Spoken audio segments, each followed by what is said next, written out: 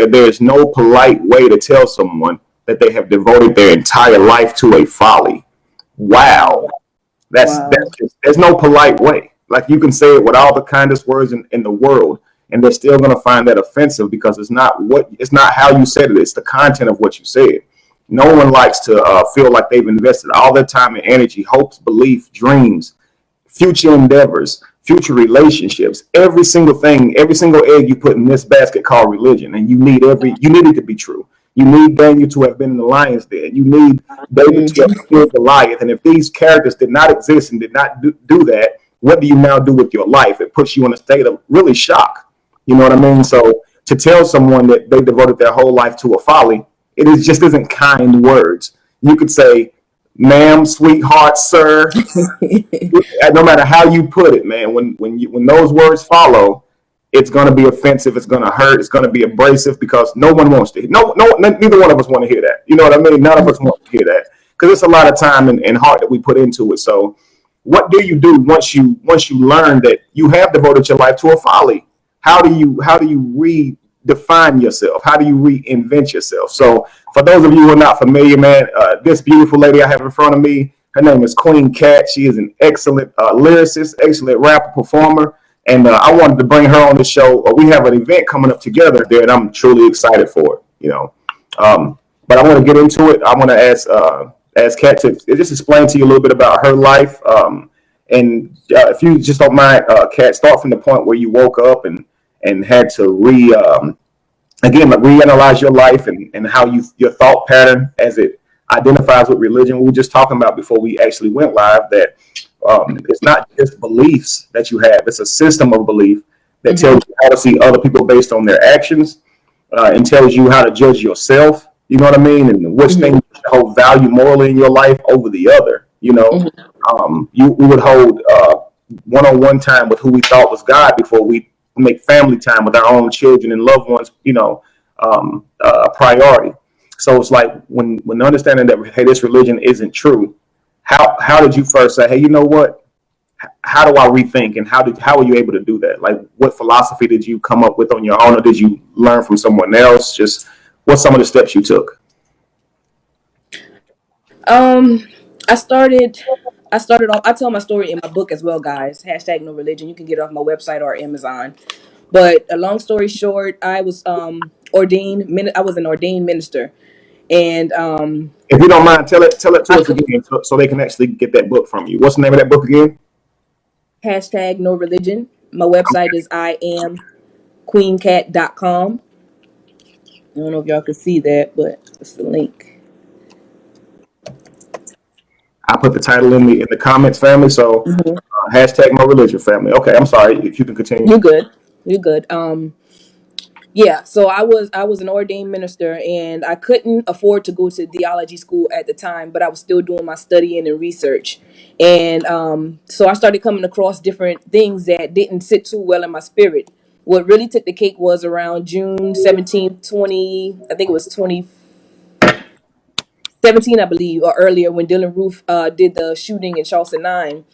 And it was a hate crime, and I still, even though you knew about hatred and racism, I didn't understand um why we were so hated as a people. And then so I started researching the original Black religion, because my sister was sent an Avatar video, and in that video, the guy was saying how Blacks were subconsciously praising the white man after he had done everything in his power to subconsciously become our God. And so, they belittled us in that video, which caused me to start doing research about the original Black religion. And then I came across to Ray Hagen's. So I went in with Ray Hagen's, and which led me to Dr. Sebi. Dr. Sebi led me to Brother Polite, and it was just a trickle down effect. And then I started doing my own research. I didn't want to be one of those people who hated people, and that's where I found myself leading down that path, because I started hating where I came from, or I started being ashamed of where I came from. When in all actuality, you have to remember, you are one of those people. You're not just a Christian thinking that you're doing the wrong thing, or a Muslim thinking that you're doing the wrong thing. And I don't think that people are, but you don't want to hate people for what they believe. You don't want to judge people for what they believe. And I started hating, Christianity. I started hating those things. And then when you have hatred, it dims your light. It makes you depressed. It makes you paranoid. Like I was always looking over my shoulder and different things like that. So I started researching, trying to find more of a positive light, and then I came across people like Infinite Waters and Preston Smiles and people who were conscious, but they were just happy, not angry and cursing people out all the time. So that helped me to really become enlightened and not just Black Power conscious, So and I come from a family of church. Like I was in church all my life, all my life. My grandfather was a bishop. My mother is an evangelist. My mother is an apostle now. You know, my father's the minister of music. I'm a musician, So I was in church from sun up to sundown. Like when you see the movies of the people that was in church from 11 to 9 p.m., that was us. But we really felt like we were doing right. So always remember that. Don't look down on people. You have some ignorant Christians out there just as well. You have some ignorant conscious people out there. But don't look at them as you know better, because a lot of people don't know better and they really are trying to do the best that they can to help in their way. So where I'm at right now with my spirituality is just letting people be, whatever floats your boat, as long as you're being good to humanity and helping in some way. I could care less what you believe in. I absolutely agree with that. I want to go back to a point where you were talking about. You gave us a few names of people that you listened to when you were first coming out of it, and you spoke about the energy that you were carrying, and then you talked about how you made a transition and started listening to different people and how it kind of changed your energy. I just want to come back to that because before you said that there's not anything wrong, right? And you're absolutely right. You said polite. You mentioned Ray Hagen's, and a lot of these guys, they were where they are in a certain place in time. I can remember when Polite was seen to be angry all the time, and he still feels where he goes in that way. You know what I mean? He's a warrior. You know what I mean? And you're right. Whenever you sit and you're listening to it from their perspectives, a lot of times you can take on that energy, that warrior energy. Don't get me wrong. Again, a lot of times people see it and they say something's wrong with it. It's not that anything's wrong with it. It's just a certain place that you go on your journey. You're going to go through those stages of anger. Absolutely. You're going to be upset. It's going to go from being upset that the white man for enslaving you and giving this to your ancestors, and then it kind of trickles down from there. That anger drifts from them to even being angry at your ancestors for giving it to you. Even angry at your mother and father, the direct people over you, right? For not challenging it, right? And we actually say, why would you teach me this stuff? And it's like we're always wanting to put the responsibility back on them as if they knew better. Doing the best that they could. And once you get to a place in your life where you say, okay, I know you gave me religion, but I also know you were trying. And I also know that you love me. You know what I mean? So that anger begins to subside. And it helps definitely to listen to people like you said, Ralph, from Infinite Waters. He has a different perspective on how he teaches. And it doesn't come from the perspective of anger. You know what I mean? There's many different angles to look at this stuff. I looked at it the same way. I hated religion, and I hated that I was brought up in it. I wished that I could have been raised by a family who was conscious and never have been given belief, right? But then I thought about it. I wouldn't be as equipped as I am now to enlighten the world and change people's heart, right? And convince them to critically think. If I wasn't doused with religion, if I didn't spend so many years in it, there's no way I'd be capable of doing what I do. You know what I mean? I don't know too many people who's capable of having a conversation with a person and taking them from religion. You know what I mean? And I know that I wouldn't have that ability if it wasn't for what I've been through. You know what I mean? And sometimes we got to recognize that some of the places in your life, they may not be where you're gonna be overall. It's not the end of your journey, but you need that place in your life because that's where you picked up the skills, to acquire the skills to get to where you're on the journey. That's the beautiful thing about it. It's not so much about the destination. It is actually about the journey. It's the skill set you pick up. I can't put on a uniform and say I'm a doctor just by putting on a white lab coat. That doesn't make me a doctor. It's every day that I go to school that I learn a little bit more. This gets me closer to being a doctor. And the degree doesn't make me a doctor. I'm a doctor before they give it to me, right? That's just a certificate saying that I completed these courses. But the knowledge that I've acquired is what made me, a doctor, right? Is what really certified me. But them handing me a certificate and a lab coat without my training, I would be killing people left and right. So a certificate doesn't make you a doctor, neither does a lab coat. It's the knowledge that you learn, you know. And what people don't understand is that's the same thing in life. You know, it's not that you are a this or that via title that some man gave to you. It's your experience that makes you that. You know what I mean? Your wisdom, your insight, you know. But I wanted to go back to that because you talked about how, you know, your energy kind of changed from being angry to not being so angry anymore. And I think that most of us now are starting to get to that point, but we still understand people who are angry. And I think it's going through all of those type of emotions is what helps us to be more understanding and accept people, because at one point we were mad too. You know, I was not just mad at who I got the religion from. I was angry at all the believers and everything they were saying to me. And it's like they back you into a corner and you got all these people telling you you're wrong. And they're telling you that you don't have sufficient research. You don't have sufficient time put in to be able to say it's wrong, you know? And they're giving you all these reasons why you don't believe. You're mad at God. And it may appear that you are mad at God because you're angry and they just assert who they think you're mad at. But you're just mad at all the time you wasted. You are hurt, but you're not hurt at who you thought was God. That's ridiculous. You see what I'm saying? Again, they'll say, well, you must worship the devil. And how do I worship the devil that was created by a God that I don't believe in? It's like saying I don't believe in God. Oh, you worship devil. How is that possible? You know what I mean? Like that's the same. It's another fake character from the same book, you know, or the same genre or whatever. No, I don't worship the devil. But these type of accusations can make you get on edge and be like, no, I don't worship the devil. Like I'm tired of this, you know. But then you have to understand where they're coming from. You know, their perspective is that you're worshiping the devil. You know, their perspective is that you're the Antichrist, or you're an apostate, or a reprobate, or it's the end times, and here you are running away from religion. So why are you spending all this time either being like an agent off of the Matrix and dodging everything that they're saying, or fighting back by debating and going into all of these deep dialogues with your family, where these emotions tend to rise anyway. And of course, any emotion that you expend is going to be used against you as you're mad at God, right? And even if you don't express that, they're still going to accuse you of being mad at God. And when you make all the key points that you feel like they should have listened to or that should have did something to their mind, a lot of times they're just going to say, I'll pray for you. And it is frustrating. You know what I mean? And when you have all this going on, it seems like it's very little time to work on inventing yourself. It seems like you spend so much time defending this new stance of yours that you don't really get to work on inventing yourself, reinventing yourself, you know? But I think that time is good too, right? Just being challenged in a way you've never been challenged before. Because if you think about it, living life as a religious person or a Christian, right?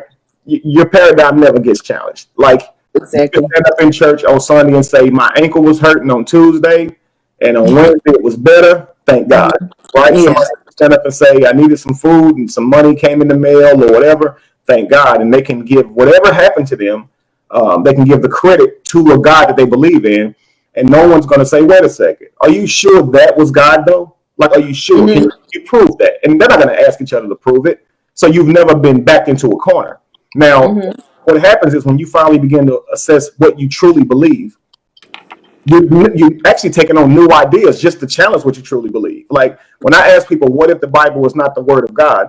This question really screwed them up because they've never been asked anything like that before. They've never considered that before. You know what I mean? And that alone brought forth cognitive dissonance. I didn't even give them any facts yet. What if it's not the word of God? Immediately, it's my core belief is that it is. So I don't want to second guess that. You're an apostate. By asking the question, you know, you're a reprobate, you're an antichrist, you're deceiving, you're confusing the saints, right? And it's like, you know, these questions shouldn't confuse you if you had got to where you got to off of demonstration. If you believed in what you believed in through demonstration, you wouldn't be sitting here backpedaling and upset. The fact is you believe in what you believe in through convincing and programming, right? Repetition. This is what it is. You go to church every Sunday, every Wednesday. You see billboards every time. You pray every night. And this repetitiveness drives it into your brain that it's true.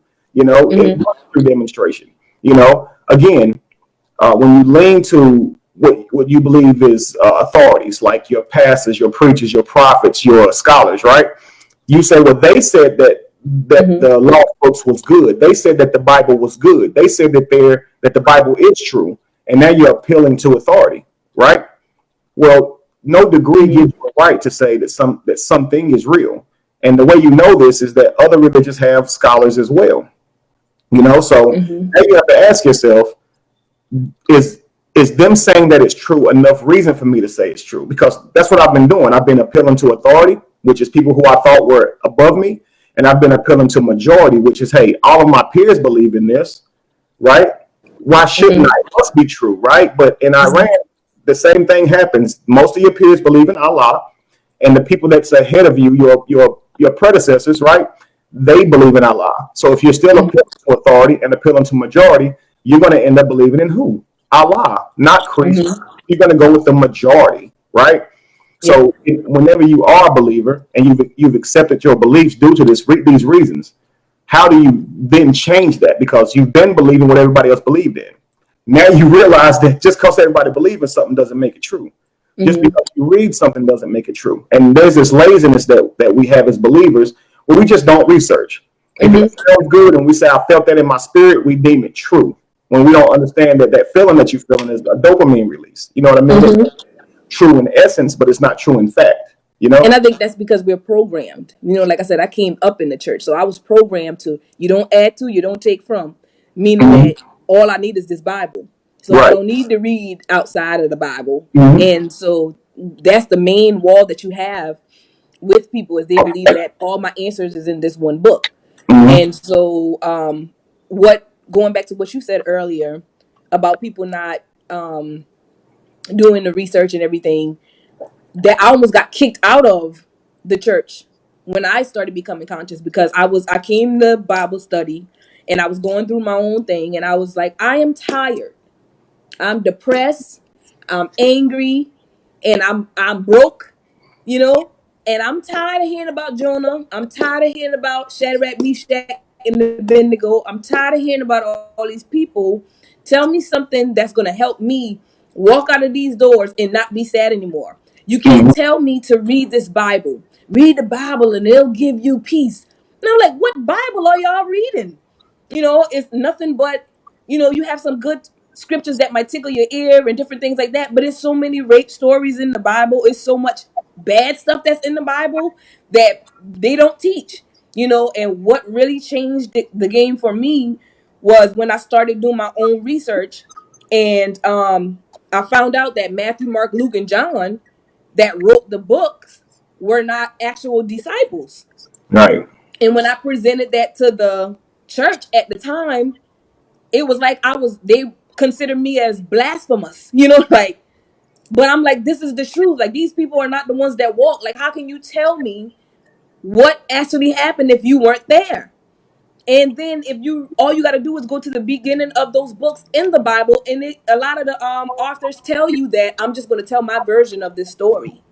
So they're not hiding it from you. You Mhm. just not reading it, you Right. know. So it all goes back is study to show yourself approval. And when it comes to what you said earlier about the arguing, of course you want to defend yourself, but as you grow in consciousness, you realize, like Jay-Z had a line where he said, never argue with fools because people from a distance can't tell who is who. Right. So you have people that are just going to challenge you for no reason. They just don't like how you walk, they don't like how you look, they don't like the change that you have. People started looking at me like, oh, she changing her hair, she out there, like. And then I hid for a long time because, and this was a crazy thing, I'll never forget it. I was married to a man, we got divorced, and in that time I was going through, I ended up meeting my wife now. And I had never been in a same-sex relationship before. Mhm. So of course I'm hiding for that reason, and I'm hiding because of my statue, what I represent. And I went to a pastor and I said, I have some issues going on. You know, I have a problem. I have a thorn in my flesh. I think that I should step down. And that pastor told me, you need to continue doing your work. everybody has issues, right? Until they found out what my issue was. Right. You know, then I became the devil, and then I became conscious, or the way that I am, because I was trying to make an excuse for being gay. You know, like that's where it led to. It's like, oh, you just this way because you just turn away from religion because you want to be gay and you want an excuse for it. You Right. know, but I could have been one of those people that lied to you. You Mhm. know, I could have continued to tell you something is wrong and live what I'm telling you not to do. But instead, I showed you me. You know, so you have some people that gravitated to me more, and then you had some people that shunned me. The crazy thing is, the people who I thought was going to shun me weren't the ones who did. It was the ones who I thought would, the ones, it was the opposite effect. You know, so you just got to be ready. Don't argue with people, because they're going to think what they're going to think. That comes with maturity. You know, every now and again, you know, somebody going to say something that's really going to piss you off and you going to respond, but for the most part, you just study to be quiet.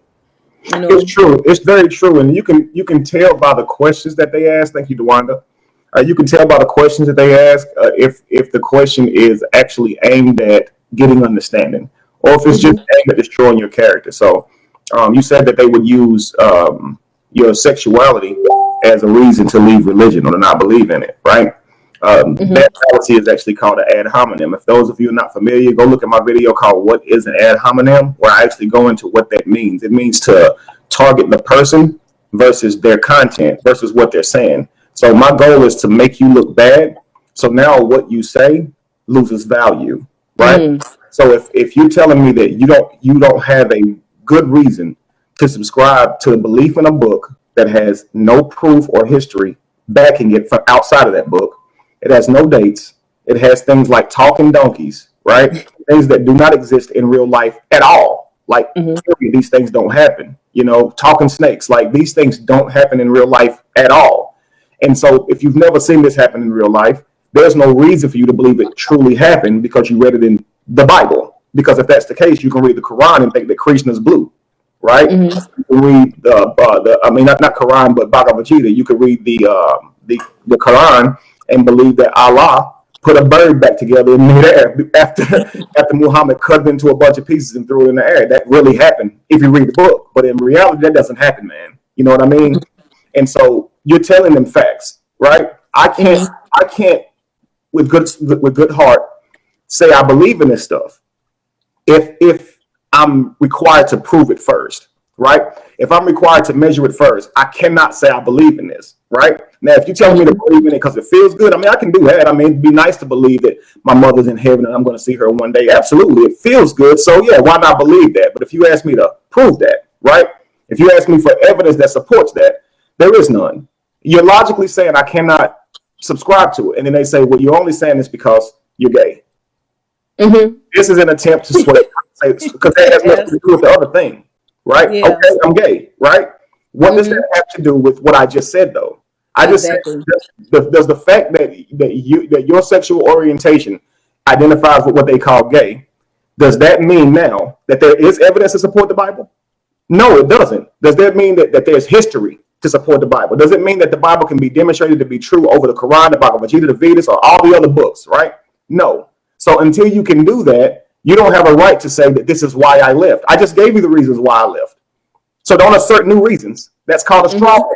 You're trying to create Mhm. a stance and fight this stance because the true stance is harder for you to refute, right? Mm. So I tell a preacher, hey, I don't have proof that Jonah and the whale actually existed. There's no proof that the whole entire world flooded 4,000 years ago and then was recreated from a single family.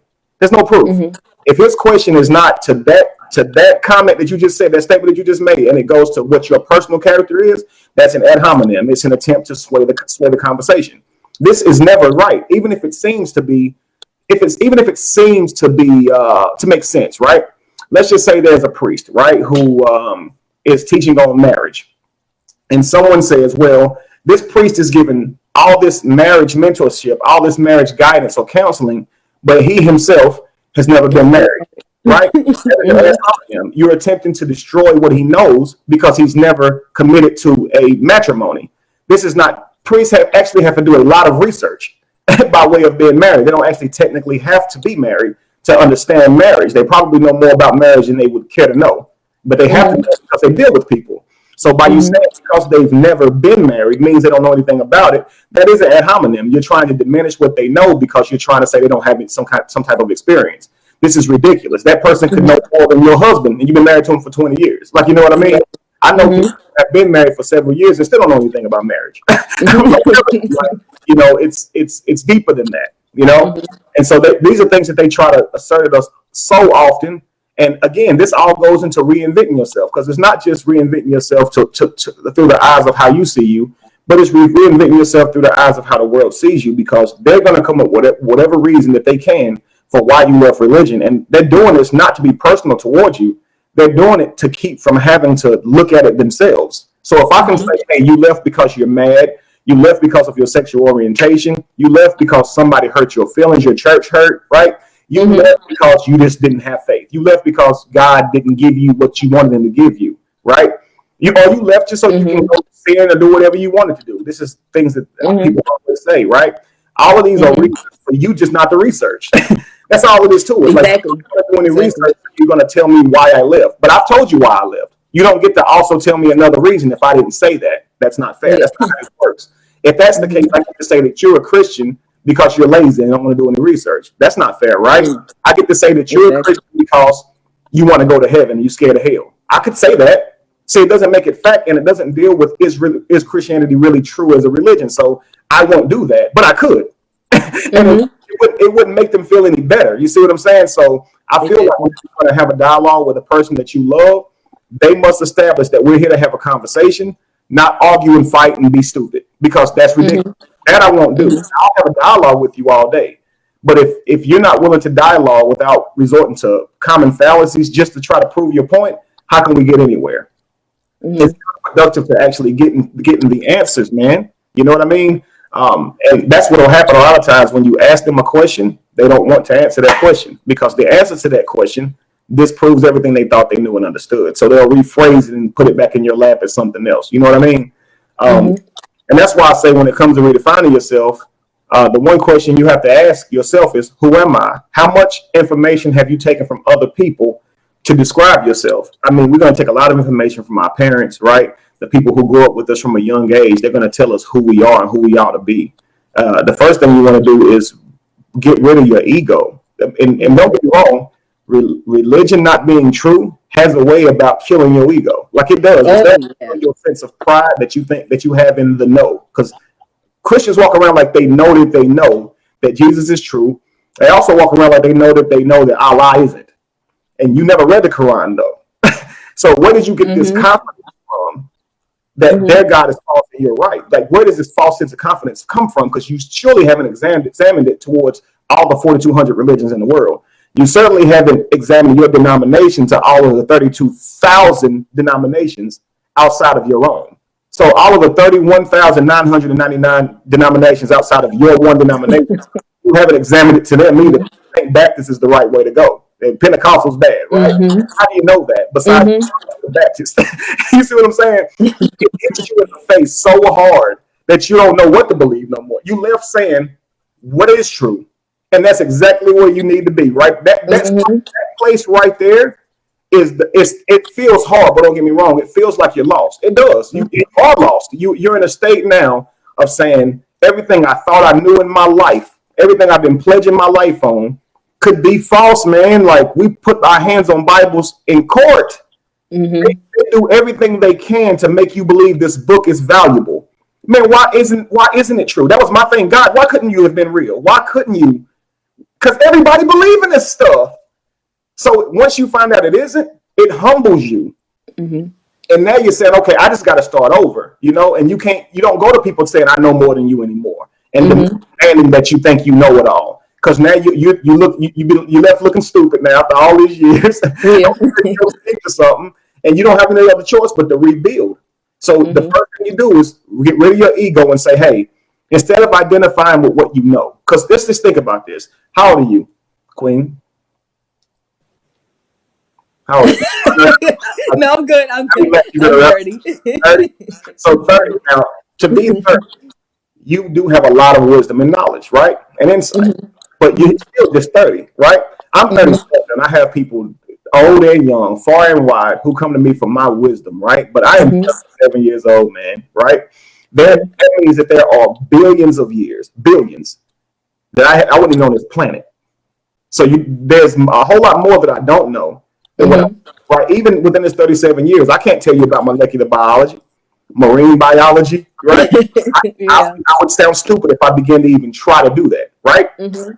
And most scientists would too. Even if they are very skilled in one area, they still have to lean and give trust to other scientists who have been in another area for all their life as well.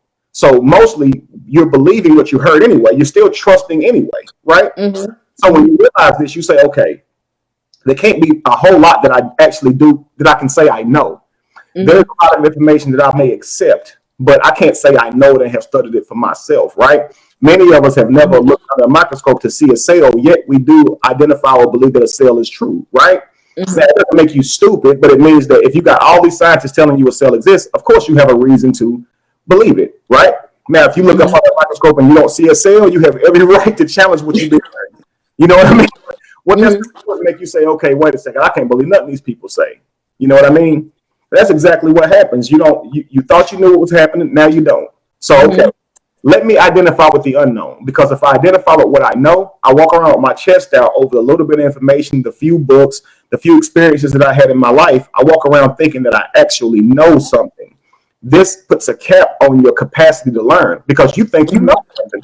You think you Mm-hmm. know something, right? And you can't learn. It's like if I fill this up with like rocks, I won't be able to get as much water inside of it because all Mm-hmm. those rocks represent stuff you think you knew, right? Mm-hmm. The experiences that you had, traumas that you had, and now you can't get new information because it identifies with a trauma that you had in your life. Same thing with like relationships. You go into a new relationship and you're supposed to have an empty cup, but you Mm-hmm. got a cup full of rocks and trauma and things that other people did to you. And now this other person can't pour into you because of all the trauma and all the stuff that this other person did to you, right? The Mm-hmm. same thing with knowledge. You got to unlearn. You got to get rid of every bit of that stuff. So if Mm-hmm. I follow what I know, there's a cap on my capacity to learn. But if I say what I know is like a grain of sand compared to the beach for what I don't know, all these millions and millions of years that I never existed, all of the fields that exist now that I, even while I exist, that I don't study, never took a day in to study it, right? I don't know none of Uh-huh. this, right? Uh-huh. You see what I'm saying? I would Mm-hmm. identify with what I don't know because now Mm-hmm. I have the capacity to learn. You see what I'm saying? Mm-hmm. So don't identify with what you know, identify with what you don't know. Have no, Mm-hmm. always say, hey, I could be wrong. And Mm-hmm. we're always coming across new facts. What is a fact? Something that is irrefutably true. All that means is if we find bones and we carbonate them to 6 million years old, at that moment in time, we may say that these are the oldest bones of men or humans that we have found. Mm-hmm. That's a fact. Now, 10 years later, you might find bones that are several years older. At that moment, the facts change. Exactly. Now found older bones, right? Now, are you Mm-hmm. going to say, nah, forget that? I want to stand on the 6 million years bones that we found, not the 10 million-year-old bones. No, Mm-hmm. you have to accept the fact. It's irrefutably true. It's irrefutably the case that they found bones and carbonated them, and according to their carbon dating, they now believe that these bones are 4 million years older than the other ones. 10 million years old over 6. This is the Mm-hmm. new fact, right? Mm-hmm. Facts continue to change, and this is the realm we want to live in. Because if you say something is irrefutably true every time, always and forever, now you're stuck in this realm of belief, you know. Mm-hmm. Mm-hmm. And now you're being. I feel like we're being robots. Someone programs us with the way of thinking, and then we go out and live that way of thinking, and then we reteach that to our children as a way of thinking, and we haven't even assessed is that way of thinking valid, and Mm-hmm. then it contradicts with other cultures, which divides you because now you can't get along with somebody else because they don't have the same program as you have. Not just religion, cultural programming. You know what I mean? Mm-hmm. Bros over hoes. Where do we get this crap from? You know, Uh-huh. how do you reinvent yourself from growing up with all these thoughts in mind? If you are a male, part of your ego may feel like now you're dominant to women because you spent your entire life in Christianity. And what did Christianity tell you? That men were above women solely because they were created first. That he is the head of the household. He is dominant. His opinion matters, and women ought to be quiet. Yeah, you left religion, but did you give up that bull crap too? Because what if her opinion matters now? What if her opinion matters just as much as yours? And if she knows more in a subject, what if her opinion should be held above yours? But she got a vagina, right? we have to grow out of this. If my homeboy says something to me that's out of the way, I may just argue with him. But if my fiance or my girlfriend or my female friend says something to me that's out of the way, it's who you think you're talking to, right? There is mentality that you're still above women, but you're not. You see what I'm saying? We're all equal, but just have different genders. We're all in biological suits that are different, and a woman is not subject to you because her soul happens to be in a female body. That is silly, right? And that thought, that belief pattern comes from religion. You got to let that go too. And you're looking for a man to lead you and guide you and have all the answers and be your soul protection. This stems from religion as well. That you're not someone unless you have a man. You know what I mean? Every one of us are capable of surviving on our own. We all have gifts inside of us on our own. This is why I say your joy, your success is your responsibility. Yours. Nobody. Like, you can't depend on somebody else to make you happy, right? When you were a Christian, you believe you depended on your preacher man to make you happy, right? You depended on scriptures to make you happy. If you went to church, and I've seen it, I've been a part of it. I've said it myself. I've been to church and the preacher just wasn't on fire that day. Maybe he didn't study that much this week. Maybe he had off his mind, and we're gonna low key talk junk about that dude. We're gonna be like, man, we would see Jesus. I would feel like my parents talk more about his kids than God. He loved his kids, and he'd just go on these tangents about his little daughters. Like, you know, talk about you over there like, we get it. Like, when you get that scripture, and we would leave church saying, man, goodness gracious, man, he just wasn't on it today. Now he's so that you didn't leave motivated. You see what I'm saying? And everybody's responsible for you not being happy except you. And that's because you stuck with you, man. You stuck with you. And at some point, you better realize if you don't plant the seeds, you're not going to have a harvest. It doesn't work like that. There's no person outside of you that's just going to bring you gifts because you asked for it and prayed to the sky. You know what I mean? Action has to follow. Like I tell people all the time, I see better than I hear. That means actions speak louder than words. You can say it all day. You can say probably talk about the Trinity, right? Heart, mind, and soul, right? We say that you have a physical realm and you have a spiritual realm. Well, the things that exist that you can't see are called spiritual things because you cannot see them, right? So words can be spiritual. Uttered words, spoken words, frequencies are spiritual. You cannot see the words that come out of my mouth. Right? Well, how do you bring your body and your body in alignment with what you say? You got to be about that action. If your heart and mind don't trust the words you're saying, how you can say all day, I'm going to be successful. In the morning, I'm going to wake up and I'm going to write that song, that book, that poetry, whatever it is you're saying you're going to do. You know when you say it if you lie. You don't even believe your words. You know what I'm saying? So it's kind of like you can be so lost from leaving religion.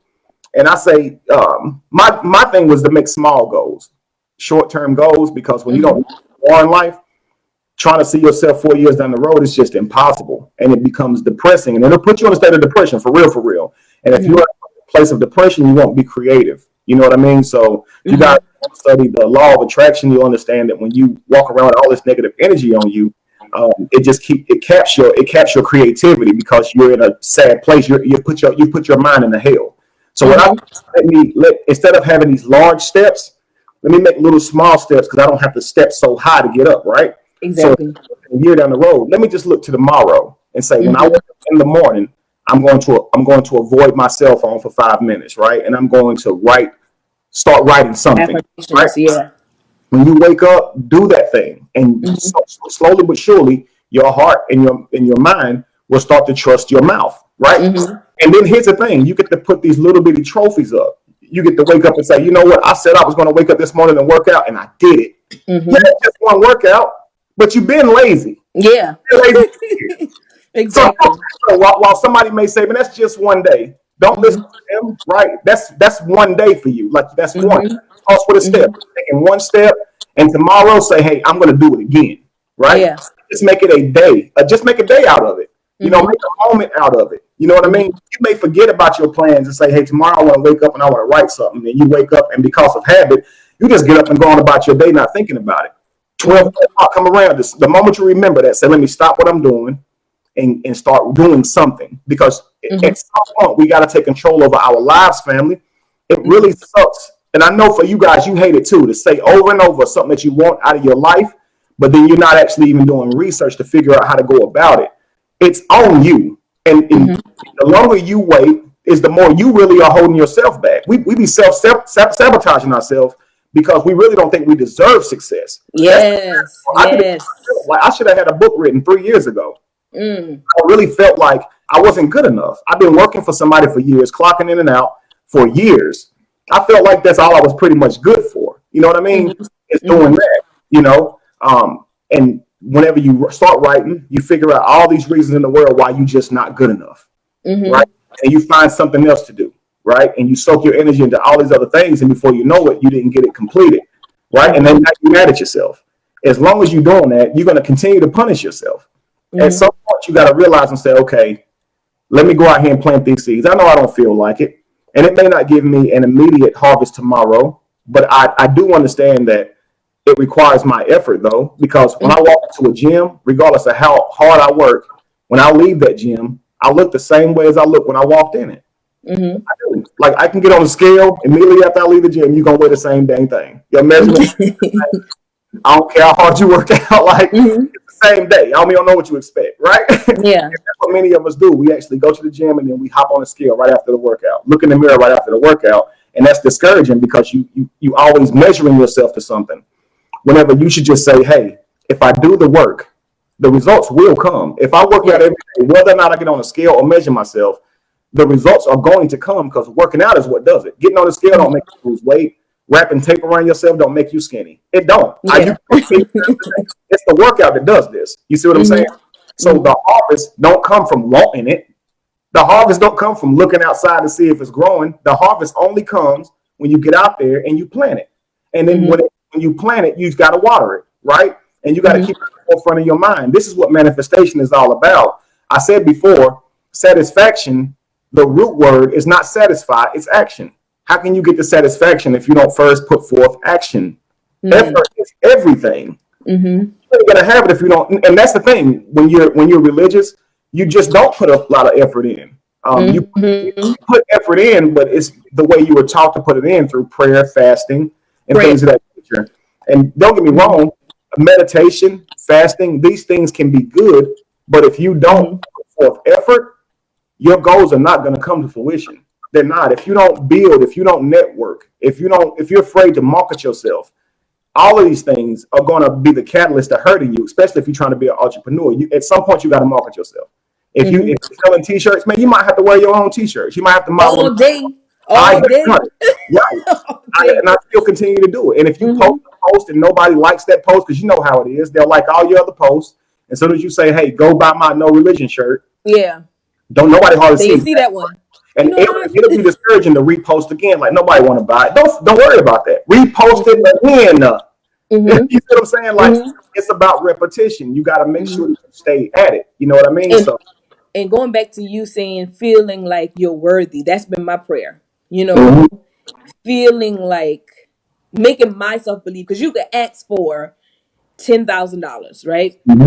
But if you don't believe that you deserve it or that it can come to you, it's not going to come. So you can say, okay, because I've done it. I've prayed, I've fasted, I've meditated, I have scripted and done all these different things. But I have to believe, I have to pray to my higher self to enlarge my capacity. I might believe that I'm only worth getting $500. I believe that somebody can walk up to me and give me that. But I have to have that same faith and belief that somebody can walk up to me and give me $1 million. If I don't have that capacity, if it's not large enough, it's not going to come. So we might say, okay, I believe and I don't have no doubt. That is doubt. You know, it's the smallest things. Like the Bible says, you have to have faith of a mustard seed. If you have doubt of a mustard seed, it ain't coming.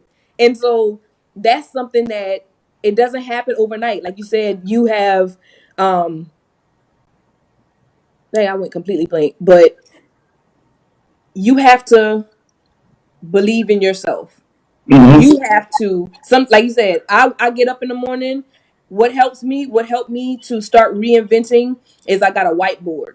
For Mm-hmm. months, the whiteboard sat on the floor, right? Mm-hmm. So while the whiteboard is sitting on the floor, even though I took action to get the whiteboard, I didn't take the action to put it on the wall. Then when you put it on the wall, you got to write something down. And so after I write my goals, some have still been on that board all month, right? Mm-hmm. But the ones that I finished, I don't even erase. I need to remember because I go through those phases of, dang, I ain't did nothing. You know, when in all actuality, we do a lot as human beings, but society will make us feel like if I might be doing all I can and then get on your Facebook or get on your Instagram and be like, dang, he posted like 30 times. You know, I only got one. I did nothing, you know. Well, I might have been doing something completely different. So you need those things to help you remember. So I don't erase anything until the month is over and I'm about to start over. But Mm-hmm. I can get up in the morning and I see, okay, I need to do this, I need to do that. I've done so much. I've done this, okay. And daily I'm reminding myself, you're doing good. You know, you're doing a lot.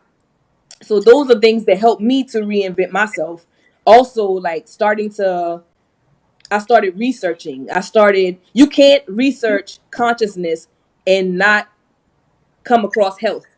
Right. You know, they go hand in hand. So it's going to lead you to that. A part of rebranding yourself and starting over is learning not only what I was doing spiritually was not right or not fulfilling, but how I was feeding my body wasn't right. How I was not exercising wasn't right. I just talked to my group Sunday, and I was like, my father is in his 50s, you know, but I grew up eating the same thing that he ate, you Mm-hmm. know. So even though I'm 30 years, you know, younger than he is, I'm worse off than he is. He's fine. I'm around here got to bend my knees up, you know, and bend my wrists up because he it's worse for us. They're putting Mm-hmm. more stuff into the food. They're putting more stuff into the air. So whereas our forefathers, they couldn't eat what we eat. They didn't have access to as much as we have. So we Right. grew up eating McDonald's and Coca-Cola and chocolate and all this stuff because we have access to it. Imagine what's going to happen to our children. They're going to be worse off than us. They're going to be sick earlier. They're going to die off earlier. And that's what's happening to our generation. We're dying off because we don't know any better. So I started Absolutely. reinventing how I took care of myself. I started taking more baths. I started going to the chiropractor. I started getting massages because those are things that they don't tell us that we should be doing. And we walking around, we get stiff, you know. But it's a process. Like my grandfather, he used to say all the time, if I stop moving, I'ma die. You know, and we look at him, we laugh. You need to take a break, but that was his mentality. My grandfather was 83 when he passed, and he passed from a car accident, not because he was sick.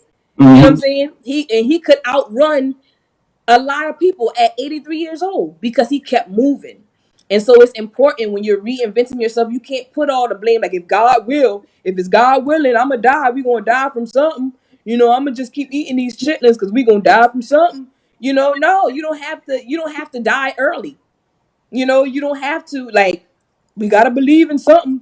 Why Right. not believe in this? You know, like do research, you know, like you don't have to be in bondage. Like the it was sad, like you said, when we started coming into the knowledge and finding these things out. I hurt for myself, but I hurt for my grandparents, you know. I hurt for them because when you are trying to be good, you know, according to that Bible, you miss out on so much of life trying to do the right thing, trying to be good, and you just not living.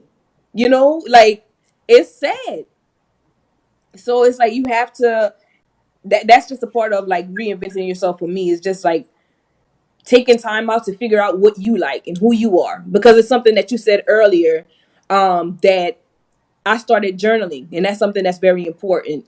I started studying Queen Afua, and I just felt like I didn't have time to journal. Mm-hmm. So once I started putting it into practice and journaling, I remember writing and saying, I am just an awesome copycat.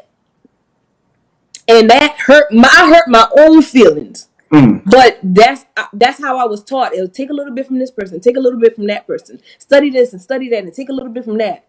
And then you do that and you create someone, but that someone is not necessarily you.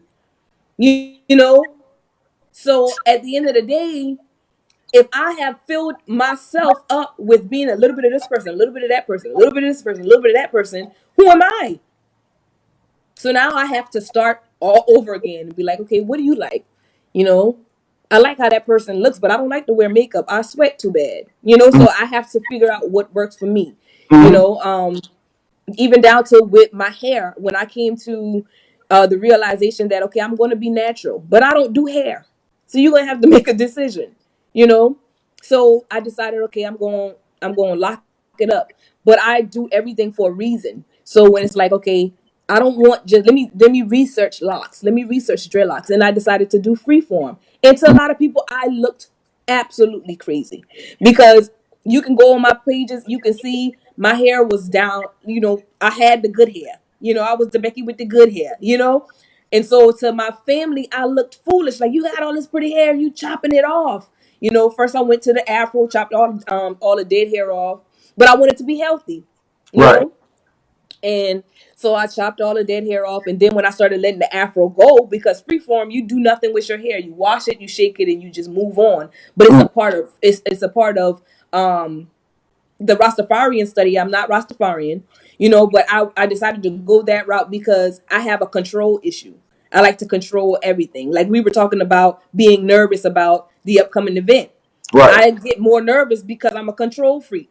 So I Mm-hmm. need this right, I need that right, I need this, I need this, and that. And so with the free forming, it helped me to like, cause some days, oh man, it's like, let me just put something on, let me try this, and you can't do nothing because your hair is locked. Mm-hmm. You can't comb it, you can't brush it, you can't make it look no better. It's just locked. And so I had to go with the flow. I had to be comfortable in looking crazy, you know. But that helped me to grow spiritually because I'm just going with the flow, you Right. know. I'm going with the flow. I'm going with the flow. And so that was like, and I had to get used to people talking about me. So it's like, you got people that might insult you to your face. You got people that look at you like you just let yourself go. You know, you got all these people. Like, I laugh all the time. My grandma couldn't stand it. My grandma, she loved hot comb. So every time I would go over there, she just start, you know, picking through my hair to see if what can I press to get this thing right. You know, but so you deal with all of that, but it just makes you comfortable in being who you are. And that's the growth part. You know, that's how you reinvent yourself. Really sit and start studying and start writing. If you start writing, the true you will start to come out. And go back through your journal and read it and see how you have changed within just weeks. Anything that doesn't grow is dead. You know, so I went through that. I would go out, and the guys, you know, they would be like, you have some that just look at you, and then you'd be like, hey yo, that shit raw. You know? And then it boosts you up a little bit because you know that you're not in it alone. Somebody feel where I'm coming from. They know what's going on spiritually, you know. And then True. as you grow, you start to see, like if you look at my profile, that was the first picture where my hair started to fall, and now it starts to Mm-hmm. look a little bit, you know, pretty. But you got to go through that stage. Life is a process, you know.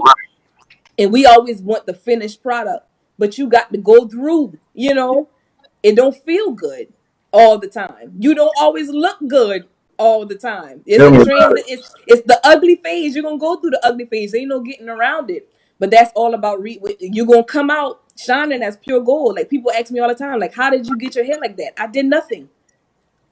I did nothing. Your hair might turn out different than mine. You know, it's you just letting God. This is how God allowed my hair to grow out of my head. You know, you look like a tree, and you be amazed. It's like you start to study yourself and see how similar you are to the things that are around you. Like, I can go out, you could put my hair next to a tree, and it looks just the same.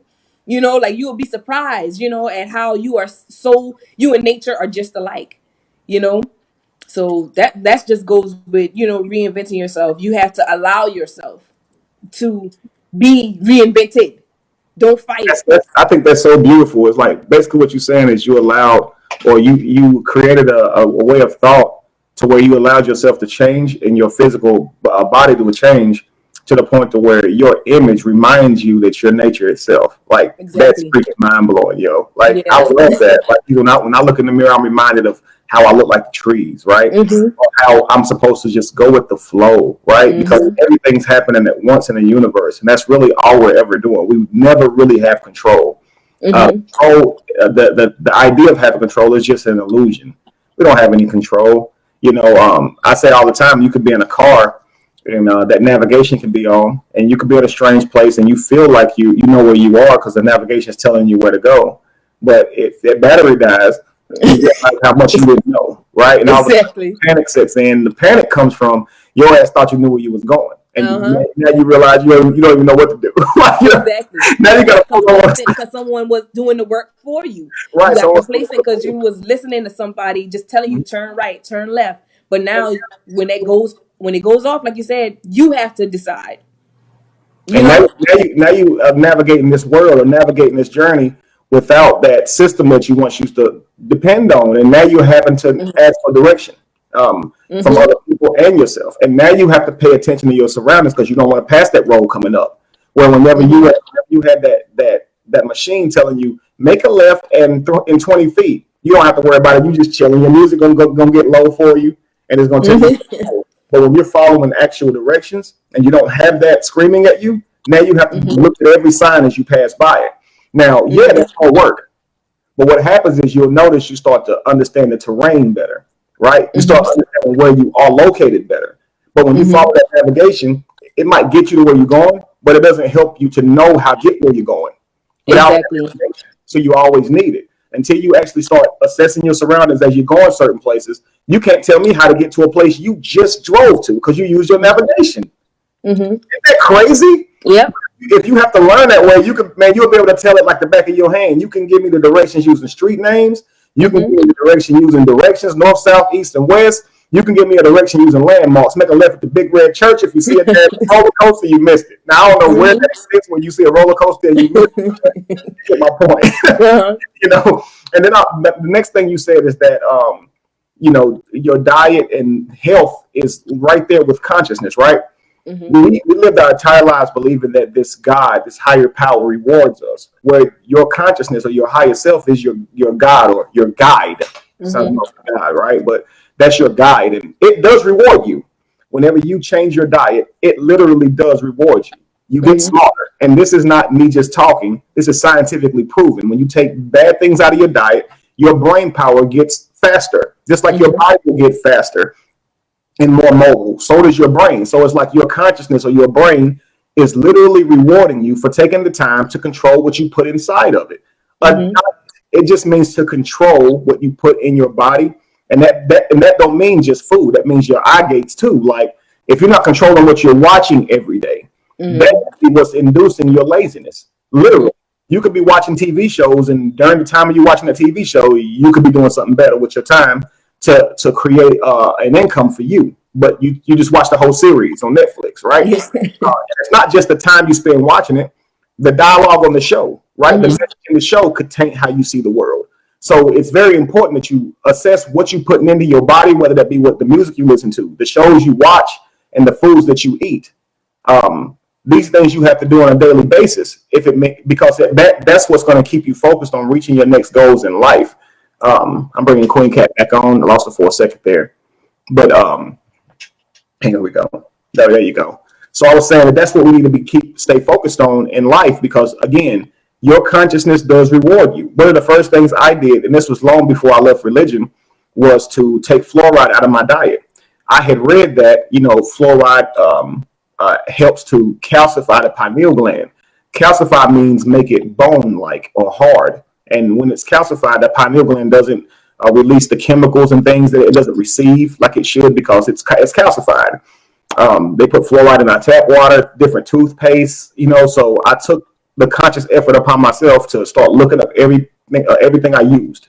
And I didn't use anything that had fluoride, right? I started doing alkaline Mm-hmm. water, and my goal was just to see if this is true. Like I just Mm-hmm. like this thing with this little thing we got in our brain, and it's supposed to make you Mm-hmm. more connected to the universe. It's almost like an antenna for insects. You see them outside of their heads, where our antenna would be the closest thing to that would probably be our pineal gland, but you can't see it on the outside of your body. So I wanted to prove it was there. And I'm gonna tell you, Mm-hmm. man, when I took that stuff out of my diet, about 3 to 4 months, I could tell. I could not shut my brain down. My brother says I became it seemed like a genius overnight. He's like, it's not the Kevin I knew. You were not just in school and growing up. He's like, something inhabited you. It's like something took over you. But what it was my higher self took over me. I was a robot. I wasn't thinking. You notice robots don't think. They just repeat. They regurgitate. Hey, I was a brilliant copycat. That's all a computer is. It's a program. Regardless of how great it responds, it's programmed. It's not doing these things on its own. Ray Hagins said he went to school for 30 years. And at the end of 30 years, he had everybody else's mind but his own. Wow. Yeah. That's another way of saying I was a brilliant copycat. If you ask me a question, I'm going to respond with a book, something I read from a book. It's not even my real answer. I'm going to tell you what Dr. Such and Such said, or what this person said, or what this scholar said. And I didn't even come up with that thought on my own. You know what I mean? I say this often, but whenever you go to like a certain website, it tells you to prove that you are human by typing in certain things. Like it'll say, find each photo that has a stoplight in it, right? Or type these letters exactly how I type them, these caps, right? And it's to prove you're not a robot, right? Well, in real life, we have these things that happen with us where you're having a conversation with someone and you can tell when their responses are robotic. And you just want to give them that test real quick. Like, can you come up with a new thought? Because I'm saying everything you're saying is regurgitated. And I just want to know what you personally think. What do you think? And this is when it hit me with religion. I'm sitting here reading this book, and now my pineal gland is decalcified. And I go back to all the questions I used to ask when I was a young Christian. And they would put me back to sleep by convincing me I was a bad Christian for having these thoughts, right? So I remember asking, how can God walk, right? The Bible says that God walks through the Garden of Eden. How can he walk if he's everywhere at the same time? How? You're already there. I mean, really, you're there already. How can you walk there? Like if I'm already in Japan, I can't travel to Japan. I'm already there. I can't walk, fly, swim. I can't do anything to get there because I'm already there, right? It's like getting to the seat I'm in right now requires literally no effort because I'm already right here. So how does God walk? Unless God was a person. Right, which is something totally. Does he literally walk? Like, is this? What does this mean? It's just a simple question, but I've always told God is everywhere at the same time. This created to me a problem because he's everywhere at the same time, yet he can walk. Right, and it's just unreal to me. Right, so my grandmother slapped me in the mouth for asking that question, and she told me that I lacked faith. Right, so she made me feel bad. For asking this question. Now, what happened was, I became so good at belief that I started to look down on other people when they had these questions. Right? So I can remember being in church and young Christians ask those silly questions, right? It's what Christians, as a believer, you think they're silly questions, right? So you mean to tell me, Adam and Eve or whatever created the whole world through sex or incest sex or whatever? You sitting here like in your mind. I remember when I used to ask silly questions like that, but now I have faith. Right? So what that was, I decalcified my pineal gland, and now all those questions that I had learned to kind of put to sleep or cast down in the name of Jesus, I didn't have the ability to do it anymore. And saying over and over didn't put those thoughts away. I could not sleep at night. I needed to prove that Jesus existed. I would see so much wrong with the way religion itself or Christianity itself practiced their belief system. And then when I'm reading the Bible for myself now, and I'm recognizing where, wait a second, the Bible never says that you have permission to eat pork and shellfish and all those other things. So why is it that Christians say that they can eat this stuff? Are they just saying stuff?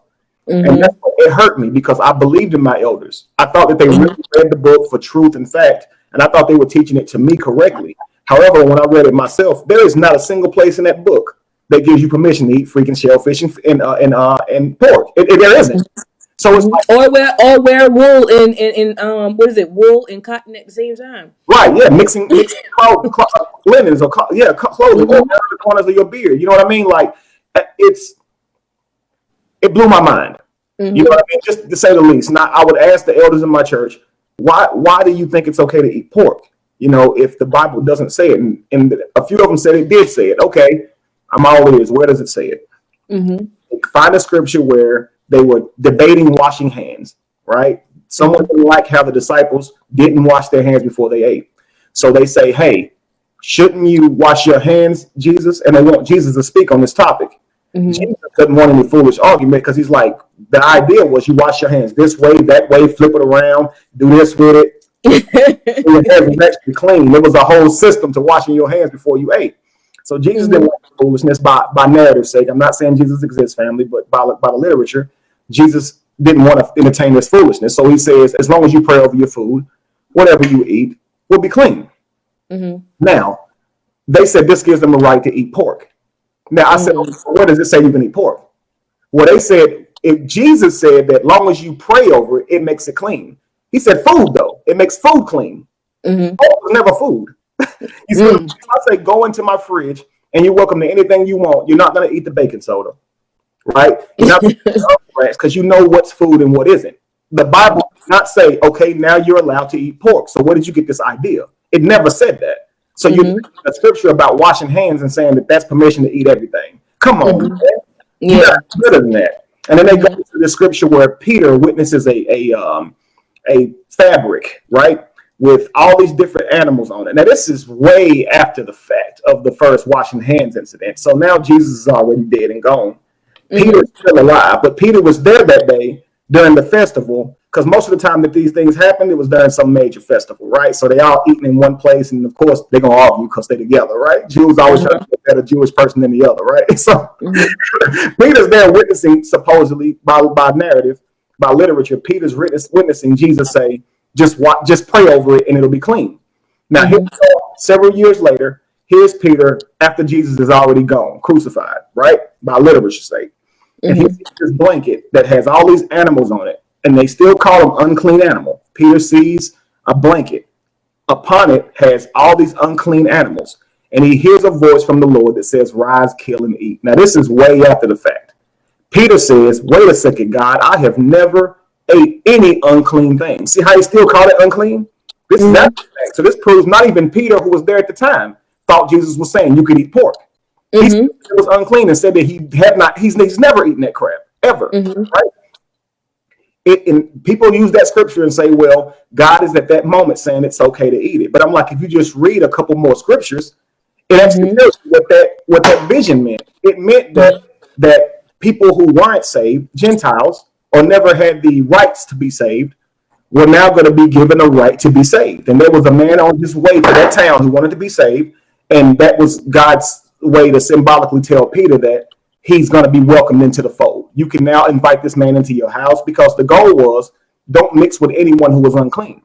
Unclean people ate pork. They sacrificed their animals to different gods, and you weren't even supposed to go buy the stuff from them, even if it was a cow. Even if it filled the guidelines of what was food for you, you still couldn't buy your stuff from pagans because it was likely sacrificed to Athena or some crap, right? And so they were so dirty or so unclean, because if you touch a pig, a carcass, you unclean for 7 days. And obviously they touch the stuff all the time. So you're not going to want to come in contact with these people. But what the Bible was saying at that moment, that vision meant, is that they're now clean. I know I've said that in the past, but I'm now saying you can invite them in, because when I save them, it's going to make them pure, right? Still say that means they can eat pork. It upset me so badly, because I trusted these people. I thought they really cared about pleasing God. Like, you know what I mean? And it went from that to the holidays. Why we celebrate Christmas and Easter? Why do we call it Easter? Easter ain't even in the Bible. The word ain't even in the Bible. Unless you have a new rendition of it that added the word. But Easter ain't even in the Bible. So why do we call it Easter? I asked that we celebrate Passover, right? And not call it Easter. Let's not do that. Easter comes from Astarte, which is a pagan god, Semiramis, who died and came back to the world in an egg. And then her first circle was to turn a bird into an egg-laying rabbit. Man, y'all putting up eggs and rabbits, eggs and everything, selling chocolate rabbits at the church, talking about egg drops. All of this stuff is directly from Astarte. Easter, that Easter. See how it's really simple. It's right there, right? Yeah. You're telling them clearly, okay, when you walk in the stores during Easter, you don't see tombs being rolled away. You see chocolate eggs. You see chocolate bunnies. Clearly, this holiday is not to worship Jesus, right? So how do we celebrate Passover? If you read the Bible, it clearly tells you how they celebrated Passover. It tells you when to celebrate it. Why don't we do that? Right? Well, we just like celebrating this, but I thought it wasn't about what you like. I thought it was about what God liked. And you say God knows my heart, but he knows you're full of crap is the thing. Because with them eggs and chocolate. He said he didn't want. And it blew my mind that all of these people I grew up watching, and because when you're young and you see a grown person shout or speak in tongues, for you that solidifies a belief. In your mind, it never hits you that they could be deceived. In your mind, your mama, your grandparents, your aunties, or and in your mind, you're like, oh snap, grandma. Yep. You hit them. Right. And those same people who do that really don't care about what God wants, because they're going to celebrate Christmas this year, Easter, everything. And they're going to do it without a single care in the world. And then they're going to say, God knows my heart. And it's like, clearly, he knows you're full of crap. Like, obviously, like your actions show your heart. So you could say, I love you all day long, but you're giving God a Christmas tree that used to be given to Baal, right? According to the Bible. So why would God be okay? Well, you love me. Okay, give me the gift that used to be given to Baal. Obviously, this God, and it's clear in the Bible, it doesn't think that way. It's very petty. So it's not going to understand your heart. It's going to be curious. How many times in the Bible did it say, I'm going to put you in hell because of your celebrations? It tells you worship other gods through your celebrations. It didn't say you outwardly said, I worship you, Baal, but it says through your celebrations, you worshiped Baal. Whenever Jonah had to go to Nineveh, right? Now, Jonah never got swallowed by a whale, but the narrative is important here. He went to Nineveh to tell them to stop worshiping false gods through their celebrations. You see my point? Yeah. Literally, he went to say, stop celebrating pagan holidays. Like, he wanted to let them know, like, the holidays you're celebrating disagrees with God, and it's going to cause your whole kingdom to be destroyed. If you look up Nimrod in the Bible, his name goes on to be called Baal, and Nimrod is given credit for not Nineveh, like for it being a pagan god worshiping city. Nimrod is given credit for building Nineveh, also Sodom and Gomorrah, right? And so these places are giving credit to Nimrod that he's associated with for having these places built. Early in the Bible, it teaches you this. You see what I'm saying? Now, it's not for sake that it's true, but if the narrative in the Bible were true, they're completely ignoring a character named Nimrod and Baal and saying, hey, I'm still going to celebrate and do the same things that they did towards him and say that they're for God, even though the Bible clearly says don't do it. That really upset me. Like I say, the heartbreak that I felt was just tremendous because I trusted these people. And now I learned that I have to do my own reading, right? And I also learned that, people will read this book and take from it whatever they want to. And then enough people to agree with how they see it, they call it a denomination. I mean, it's really crazy. And when you grow up in church, you grow up thinking that first, number one, your denomination is true. And then you believe your religion is true. You believe the God of your religion is true. And you also, by default, have to believe that everybody else is wrong.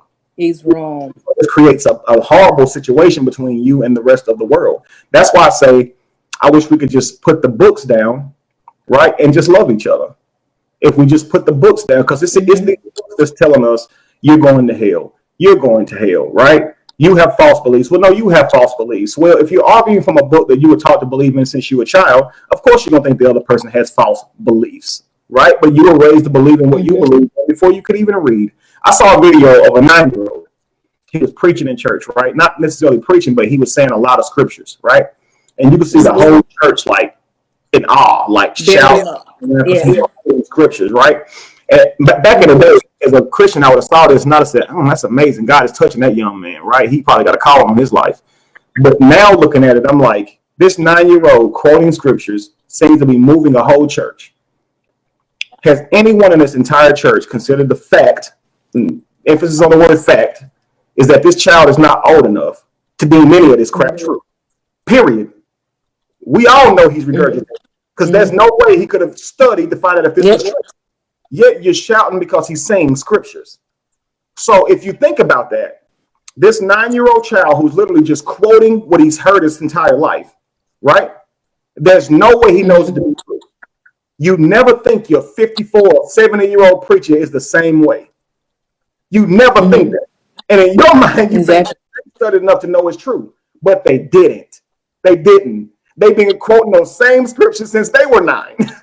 You see what I'm saying? Exactly. And you know what? Stopping to see if that stuff was true. It's mind blowing. Yep. And that hurt me because I thought that I just need stuff to be true. I thought this stuff was true. And when you find out it isn't, now you left with you. That's all you got, man. You know, you can't run to another religion because you're now going to be adopting that prematurely. You're going to say, okay, I know I exist, right? I know I'm experiencing this life that we have, right? I just have to start creating my philosophy based on how I see the world and not really lean on another person's philosophy. So it hit me, this hit me. If you're not causing intrinsic harm to someone, meaning if you're not hurting them, right? If you're not impeding on their ability to consent, right? Then no one should be faulting you for how you live your life. So if two men love each other and they're old enough within the guidelines of consent and they want to do what they're doing, who am I to condemn them? If two women love each other in the same sense, who am I to condemn? Who am I to tell you that your one life is misplaced or misappropriated because I don't agree with it? You know, you get one life. Each person is responsible for evolving during this life experience, right? And we're supposed to do that and coexist with each other, not tell you how you should be living your life. You know what I mean? If you come to me and you ask for direction or guidance or wisdom, we're here to help each other because our experiences kind of add up. What you've been through and what I have been through, when we put our minds together and we talk about what we've been through, we should walk away with something, a new perspective at least. In that way, absolutely. But I should never say the way you live in your life is wrong, especially when you're not hurting a soul. So to even tell a Christian the way you're living your life is wrong, it's not necessarily. If they use that belief to make themselves better, who are we to tell them that they're wrong? Now, the religion isn't correct, but who are we to tell them that they're wrong? Sometimes, like if you got a broke arm, right, or a hurt leg, you're given a crutch or a cast, right? That cast is good for a moment because it helps your bone to heal in the correct position. Now, if you leave the cast on, it's going to hurt your mobility, right? It's going to help. It's going to hurt you. So you got to. It ain't good forever, but it's good for a season, right? Same thing as with religion. Sometimes you might lose a loved one and you don't know how else to cope. And for a while, religion may have done you good. But the problem is if you keep that cast on, it's only so far, it's only so mobile you're going to be. You know what I mean? Same way as with that crutch. You know, if you're in a wheelchair, you could even be in a wheelchair, you know, but that wheelchair could be temporarily, right? If you don't try to work on your muscles and work on that atrophy, which means I'm just using this as a metaphor to think for yourself. If you don't start thinking for yourself, you're going to forever be in that wheelchair being pushed around by somebody else. Like literally, that's what's happening. Your preacher's playing the role of your rehabilitator. You're at the bottom of the social scale as people who identify with Black anyway. You're at the very bottom of the social scale. You are convinced to go to church every week and give away the monies that you could be applying to your own future. You're giving 10% of that money to the preacher man. You never get that back. I need to say that slow. You never actually get that money back from the preacher man. You're told you're going to get it back, press down, shake it again, and run over from God. But does this ever happen?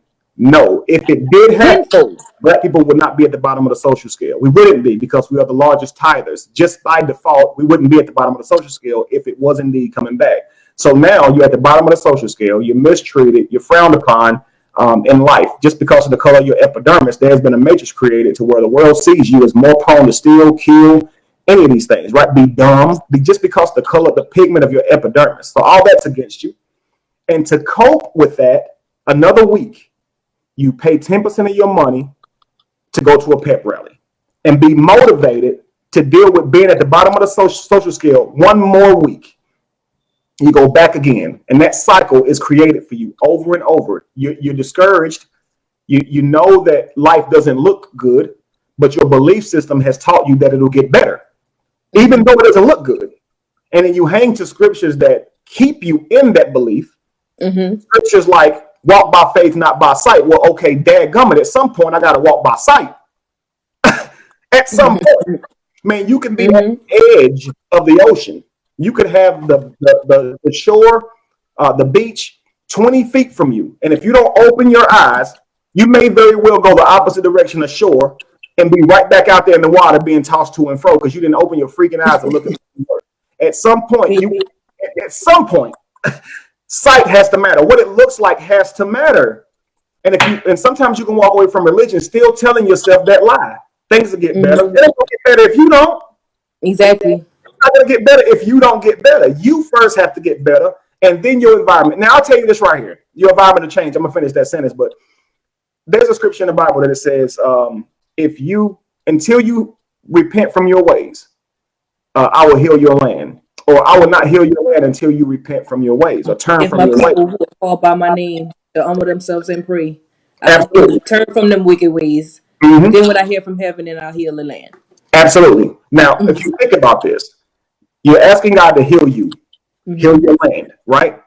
But you haven't turned from your wicked ways. Every Sunday after church, you go to buffet and you eat pork and all these bad foods, right? You get home, you eating fried foods throughout the week, right? You eating all these things that you're not supposed to be eating. This is whether or not the Bible tells you to or not. Your diet's bad. Yeah. You're asking God to heal you. How can Yeah. how can any person heal you if you put the same crap in your body that's making you sick? You see what I'm saying? Like, you're making you sick, but you're giving someone else the responsibility of healing you. The responsibility is yours to heal you. Exactly. And it's not medicine that heals you. It's food. See, that's the thing about it. You're taught to think that medicine is what cures you when it's not. Medicine is what dilutes your symptoms. That's it. If you have a headache, you can go to the doctor and get a pain pill, and you can subdue that symptom, right? It'll subside for a moment. You don't have the headache anymore. But the causation of your headache is very much still there. Yeah. It's in your diet. You see, it's in how you live your life. It's the stress that's produced through the food that you eat. And that stress is harmful for your body, because that's one of the leading causes of death, or the leading causes of disease, which obviously leads to death, right? So how do you get rid of all of that? You must first turn from your ways before healing can occur. Before my body can actually go through that stage of healing, I have to stop feeding it poison. It's clear. It's not talking about a God from up above that's outside of your reach. It's telling you that your body is not going to heal itself, i.e. God, your brain. It's not going to heal itself until you make a change yourself. You have to realize your life is jacked up due to you. And you can blame everybody around you. For a season, you can even blame your parents for how they raised you. But the moment you realize your parents raised you wrong, the responsibility is on you to raise you right. The moment you realize, I'm talking about, I don't care if you're 10 years old, the moment you realize mama wrong for that, daddy wrong for that, it's up to you to start assessing your life and adjusting your life. I used to do prison ministry as a Christian, and I would go into these prisons, and men would say, well, my daddy wasn't there for me. You robbed this bank at 22 years old. Your daddy didn't rob this bank with you. He didn't make you do that. You're going to have to start taking responsibility for your own actions. And I'm talking about these grown men would cry because they never thought about that. They were comfortable just saying, it's because my daddy wasn't there for me. I did it. My daddy wasn't there for me like that. And I ain't have a mama. So I didn't have a mama to tell me that she loved me and that I could accomplish anything in my life. I had to get to a point to where I could look in the mirror and encourage myself. I would look myself in the eyes and say, I need you. Like, I need you to do what you say you're going to do. I'm depending on you, man. Like, I don't have anybody else. So stop being lazy. You know what I mean? So, and I'm going to reward me. I've been praying to somebody else to reward me. So I'm going to reward me. I'm going to put forth the effort that I know I need to put forth to be a success in my life. I lost my job when I made the videos and left religion. For 3 years, I struggled financially. Nobody would give me a job, right? If I did not change, my situation and my environment would not have changed. I had to become an entrepreneur. I had to. Now I got 4 businesses. You see what I'm saying? And I did it. I had to. See, it's amazing. Like, when you push a baby bird out that nest, the wings got to flap now. You got to flap. But if you asked me honestly to just jump off, I would have never done it. I've told I don't want to say never say never, but I had told myself over and over, I'm going to step out and create something of my own one of these days. Right? But I was too good at sales. I was too good. It made a living for me. You know what I mean? And, you know, I heard a guy once say, I'll make $50,000 a year working for myself before I'll make $100,000 a year working for someone else, because of the opportunity that working for myself brings me. Right? You're going to increase that amount. You should, at least. And you can't pass on, you know, the employment that you have to your child, but you can pass on that job, that entrepreneurial job. You can pass your own business to your children, but that $100,000 that you make a year, you can't give that to your child when you die, because you have to earn that money. You have to go in every day, clock in, and get that money. They're buying your time, and they're buying your dreams. You're trading in your time And that time can be used to make your dreams come true. You're trading that in for money. That's what getting paid per hour or salary means. Like you're literally selling your energy to them. That's what you're doing. So you're not going to really have a whole lot of time to devote your energy to your own self and building your own self. So you're going to have to take time to do that. Like, you know, you got an hour a day. If you have to wake up an hour earlier, go to bed an hour later, right? On your lunch breaks, bring your lunch and sit down and write your business plan while you're on your lunch break. You're going to have to find time to make it your own to build yourself. If you don't do that, you're still going to be working for that man 10 years from now. I'm telling you. You know what I mean? So, and the thing about it is learn or retain what you learned when you did work. Because understand, there's a benefit to it.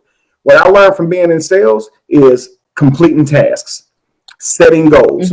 Before I would start work, we would have a morning sales meeting, right? And each person has an individual goal. So if I want to write $100,000 a month, I knew my goal was to write $4,500 a day, right? Well, $4,500 a day. So I'm gonna sell a living room set, maybe a couple lamps or something, right? So instead of saying, "Hey, I need to be at $100,000 by the end of the month," I said, "You know what? I'm going to make every day my goal. I want to write 4,500 every day. So if I didn't write 4,500 today, what I didn't write, I'm going to add the difference to that on tomorrow. If I wrote $20,000 in one day, I just ignored it and act like it never happened, and I'm back at 4,500. Right? This is how I trick my mind to think. But what it did made me go in every single morning and put my goals on the board.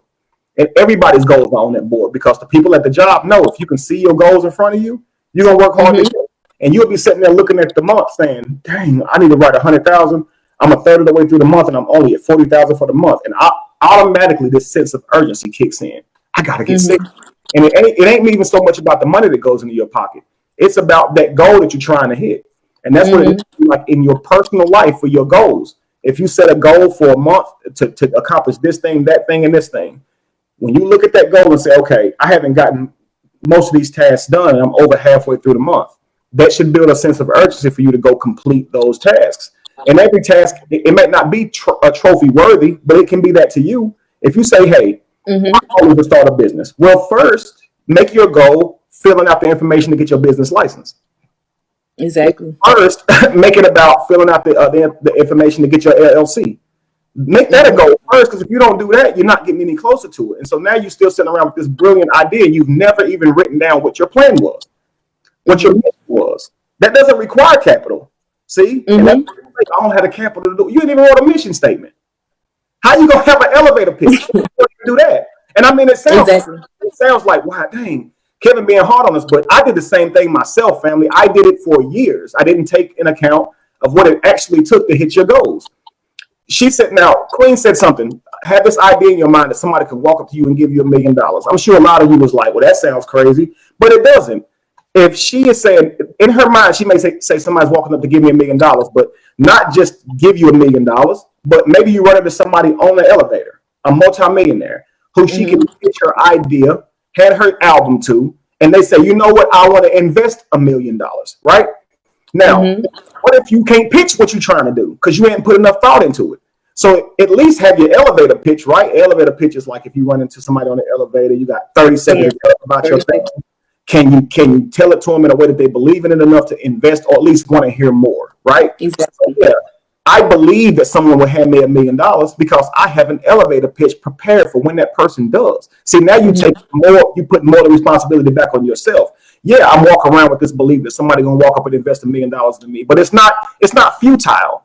I know what I'm gonna say to get it, pending that happens. I'm prepared. Are you prepared?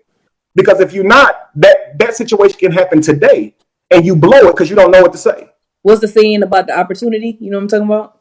That season of opportunity, or like how's it go? Preparation is when opportunity meets something. It's basically saying, you know what I'm talking about? Yeah, I do. It's basically saying you got to be prepared. You have to be prepared. Absolutely. Because if the opportunity can present itself, but if you're not ready, you know, you just missed out. But one of the things that you mentioned earlier, that stuff that really made you angry, was not them not having the answers or really caring, you know, to know if it was true or not. And it really bothered you. What really bothered me was when I started becoming conscious. Like I never left the church. you know. I stuck it out and I changed the church that I was in, you know, and but in that during that time they weren't there yet, but I was still going, you know, and your heart was just bleeding. And one thing happened, it was this lady, she used to love to hear me sing, and she was dying of cancer. And her daughter came, and you know, the church did what they usually do, you know, we prayed and prayed and prayed. And what broke my heart was the one of the daughters said, I hear what y'all saying, but my mama is dying, you know, and nobody had no answer. You know, there was nothing that you could give or say to her to make it better. It was Hmm. just like she came to the church because the church is supposed to be that safe haven, that place of fixing, you know. And we have gotten to a place where we can't pay nobody light bill, you know, we can't pay nobody car payment. You know, people are just, what are we there yet? We have so many churches. You can ride down a road and literally see a church on every corner. But there are still homeless people. There are still people that need food. There are still people that are sick. You Hmm. have to be that place where at least you can give instruction. And when at that point I said, I went to and I ended up singing at the lady's funeral. And leaving the funeral, I cried in the rain. I just stood there. I didn't want to get in the car. I just sat there and just cried in the rain. And I made up in my mind that I would never let myself not be able to at least tell you the right thing to do. And since then, we've had like three people come in and say, okay, I have this issue. And I was able to say, okay, if you do this, then this will work. Or put this into practice. Like at least be able to give people instruction. Don't just tell somebody to pray if they came to you for help. You know, Hmm. obviously my prayer ain't helping me right now. So, you know what I'm saying? And I don't want you to pray for me. Tell me what to do, you know? And so that was really my turning point. Like, okay, something has to give. Because at that moment, I was just now getting on to Dr. Sabi, and she was dying. It was too late, you know, for me to say change your diet or smoke some weed or, you know, drink some wine or whatever the case might be. Fast a little bit because she's already fasting. She's dying. And I wanted to say that earlier when you were talking about changing your diet. A Hmm. lot of times, like you said, the medicine is in the food, but the medicine is also in not eating. You know, Right. like we just Absolutely. take in so much. You have to, like, fasting is not just, oh, a spiritual thing. Fasting is a reset. If you reset, if you look at a dog, when that dog is sick, that dog is not going to eat. He might go outside and eat a little bit of grass and roll around and vomit, but for the most part, that dog is not going to eat. You know, and we as humans, we just, if I'm throwing up, they'll tell you what, drink some ginger ale and some Hmm. crackers when Right. your body is trying to reset itself. Don't You know, the most you need to do is drink the water so you don't get dehydrated from losing the fluid, but other than that you shouldn't eat anything, you know. So it's like it's when you look at the Bible is just like three little pigs, you Hmm. know. You're not looking at the three little pigs as real pigs that could actually talk, that dealt with a wolf that huffed and puffed. But you could take the example that if I build my foundation on solid ground using solid things, that I'm gonna be okay. If Hmm. I just build something just to get me started that's not solid, that's not on solid ground, it's gonna fall. That's what you take from that story. So the Bible is meant to be taken as, you know, an example. The what's in the Bible is on the walls in Kemet, is on the walls in Africa, you know, but it's not meant for you to be taken literal. It's examples. You know, it's parables. Even in the Bible, they told you Jesus taught in parables. He didn't just tell you the right thing to do, he gave you a story.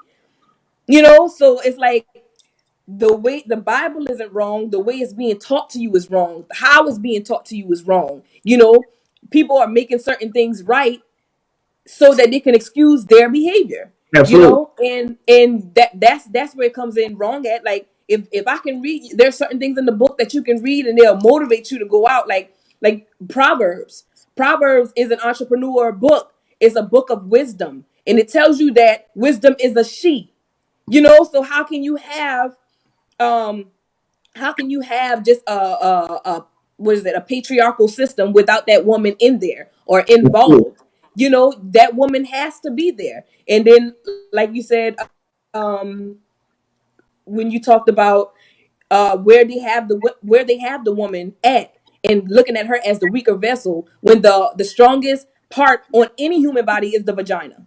Nothing can do what the vagina can do. Nothing, no pain, no pain can withstand what the vagina can do. Nothing is stronger than the vagina. So if somebody call you a pussy, they really shouldn't be insulting you. You know what I'm saying? Because Mm-hmm. that's the strongest thing on a human body, period. That's science, you know? So it's, we really have to like unlearn and relearn. And another thing that you said made me think of a song that I wrote called 333, where it's basically like, if you know what 333 in shorter terms, it's dealing with the mind, body, and soul, and it's also dealing with balance of the mind, body, and soul, and the master teachers being around you. So the whole point of the song is me telling you facts, but saying what if, you know? So it's like, maybe the rapture ain't what you think it's after. What if all pastors for years been preaching hand-me-down sermons? What if all Mormons' hard work was in vain, and all pain felt daily is from self-inflicted wounds? What if God ain't coming soon? I'm just saying, maybe grandmama got it wrong. Maybe Amazing Grace was just a song. Maybe they gave us anything because we couldn't read along. I am not the enemy. I'm you. Reflections look different in the mirror, but it's still you. What I'm spitting will make you think I'm pseudo who?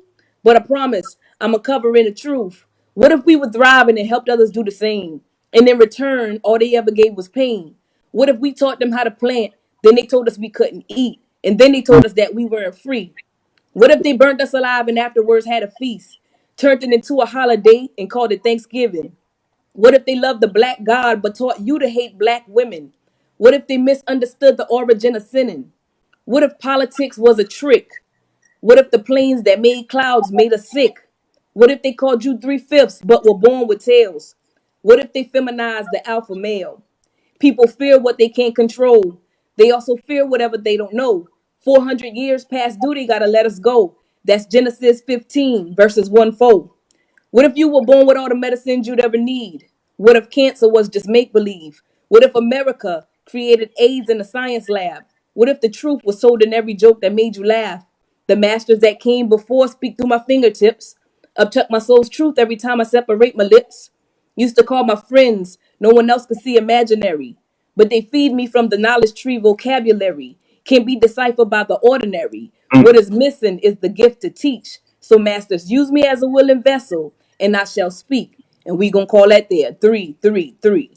You know? So it just, everything that you were saying, it was hitting me because I'm like, oh man, yeah, like it's like, it's deep. Like it's sad That was because bars. I promise you. Man. Look, and I swear I got some stuff that could go right to it. go in, go in.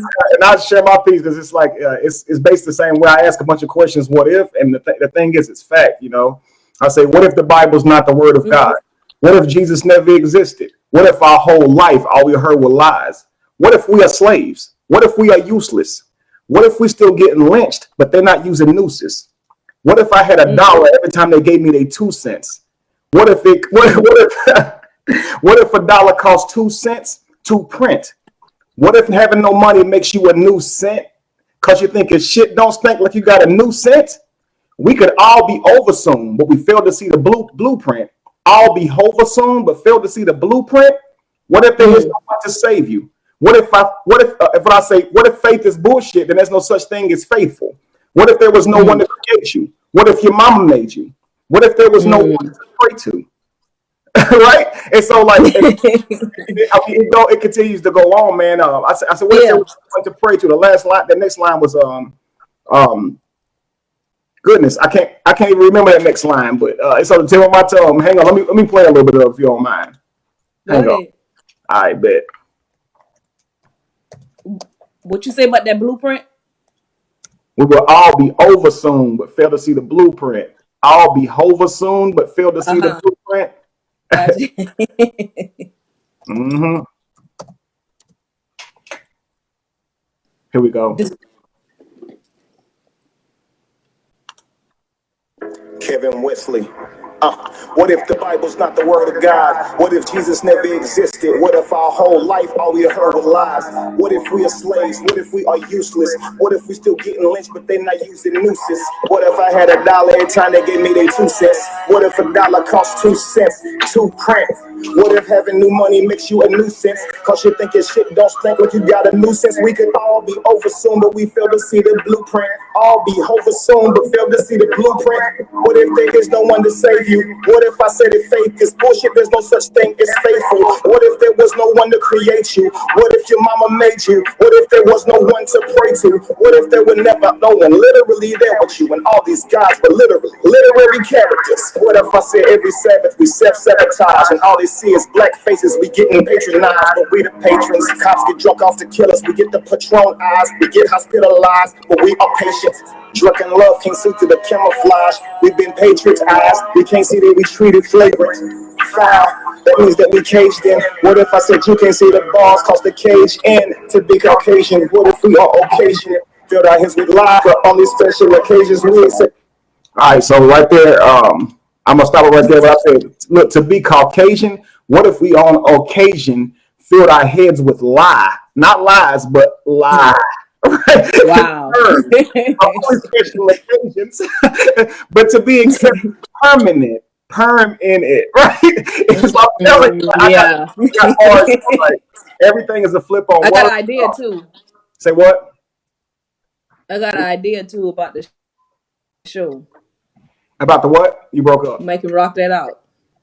Okay, heck yeah, we got to, man. About the show. Okay. All right, heck yeah, hit me with that. I promise you, man. I'm willing to. So rock that out. Oh yeah, definitely. Can you flow with a live band? Oh yeah, I'm made for that. I'm made for that. I promise you.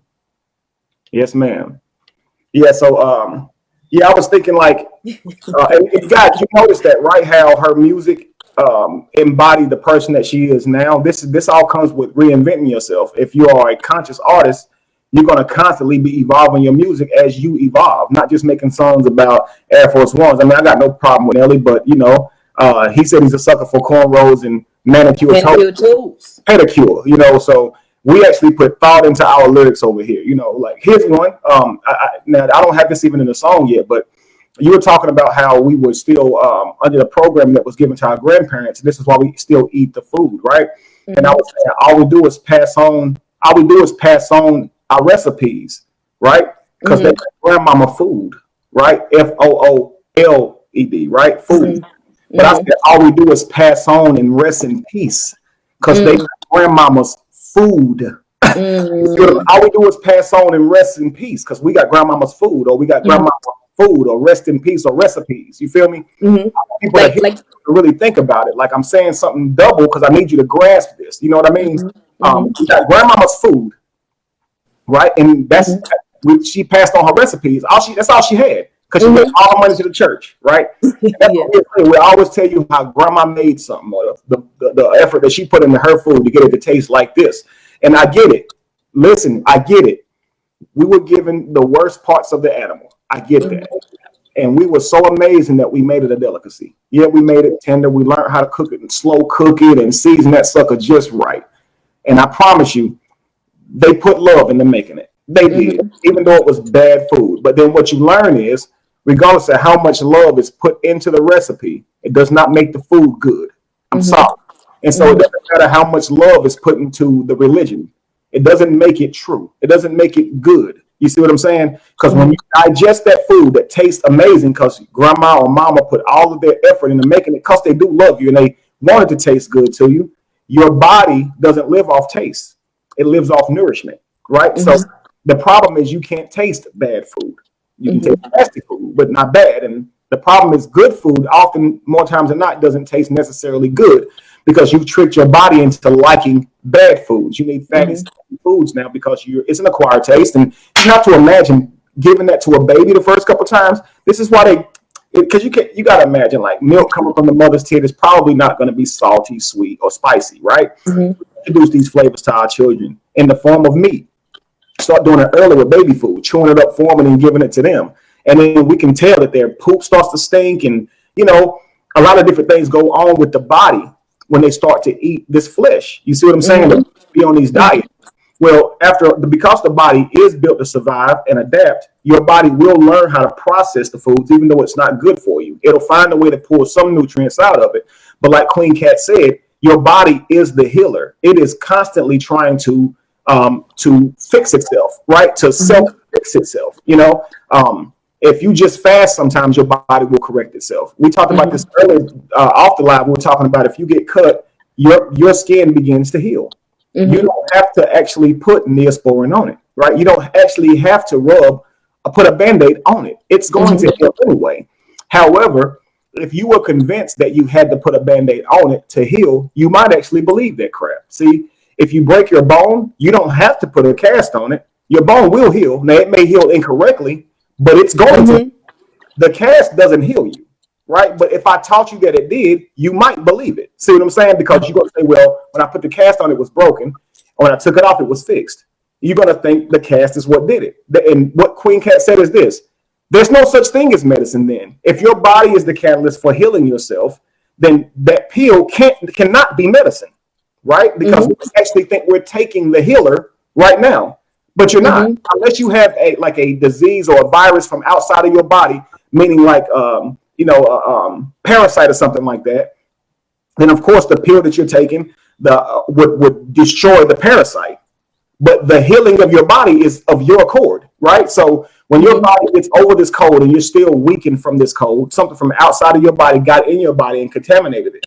Once you kill off what was inside of your body, it is now up to your body to regain that strength back, right? So it's up to you, right? So if you're putting the right foods in your body and your immune system is up, I mean, our grandparents, they'll tell us this, get your immune system up, baby, because they know that Theraflu. We don't want to walk around just sipping hot Theraflu with a daggum robe around us like it's helping. Like, just drink some elderberry, lay down, get some sleep, energize your body, and you'll likely get over this problem, right? But you have to build up a shield so these things can't get through to you, right? And you're right. What if these diseases are being made in the lab? Has anybody ever stopped to ask yourself, what were these diseases 1,000,000 years ago, 1,000 years ago? And if you believe in the Bible, then you cannot believe in new diseases, because where do they come from? Did Noah save them all and put them on an ark too? Like, did he go out and save like every little tapeworm and every little parasite that can harm your body and put it on a boat? There's no way you believe in that. Noah would know the first thing about finding microscopic sized animals and putting them on the ship.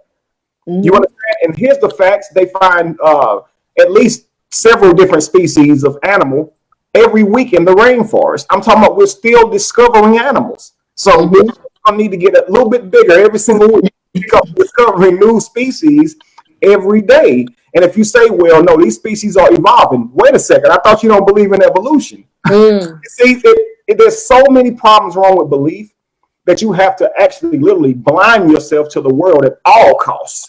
You can go watch a video describing ancient artifacts in Egypt or just all over the planet, right? And it's a non-biased video just about the actual artifacts. And they'll tell you the planet's several million years old, several billion years old. They'll tell you these artifacts have been here for several hundreds of thousands of years. They're not trying to refute the Bible. They're just giving you honest facts about this thing.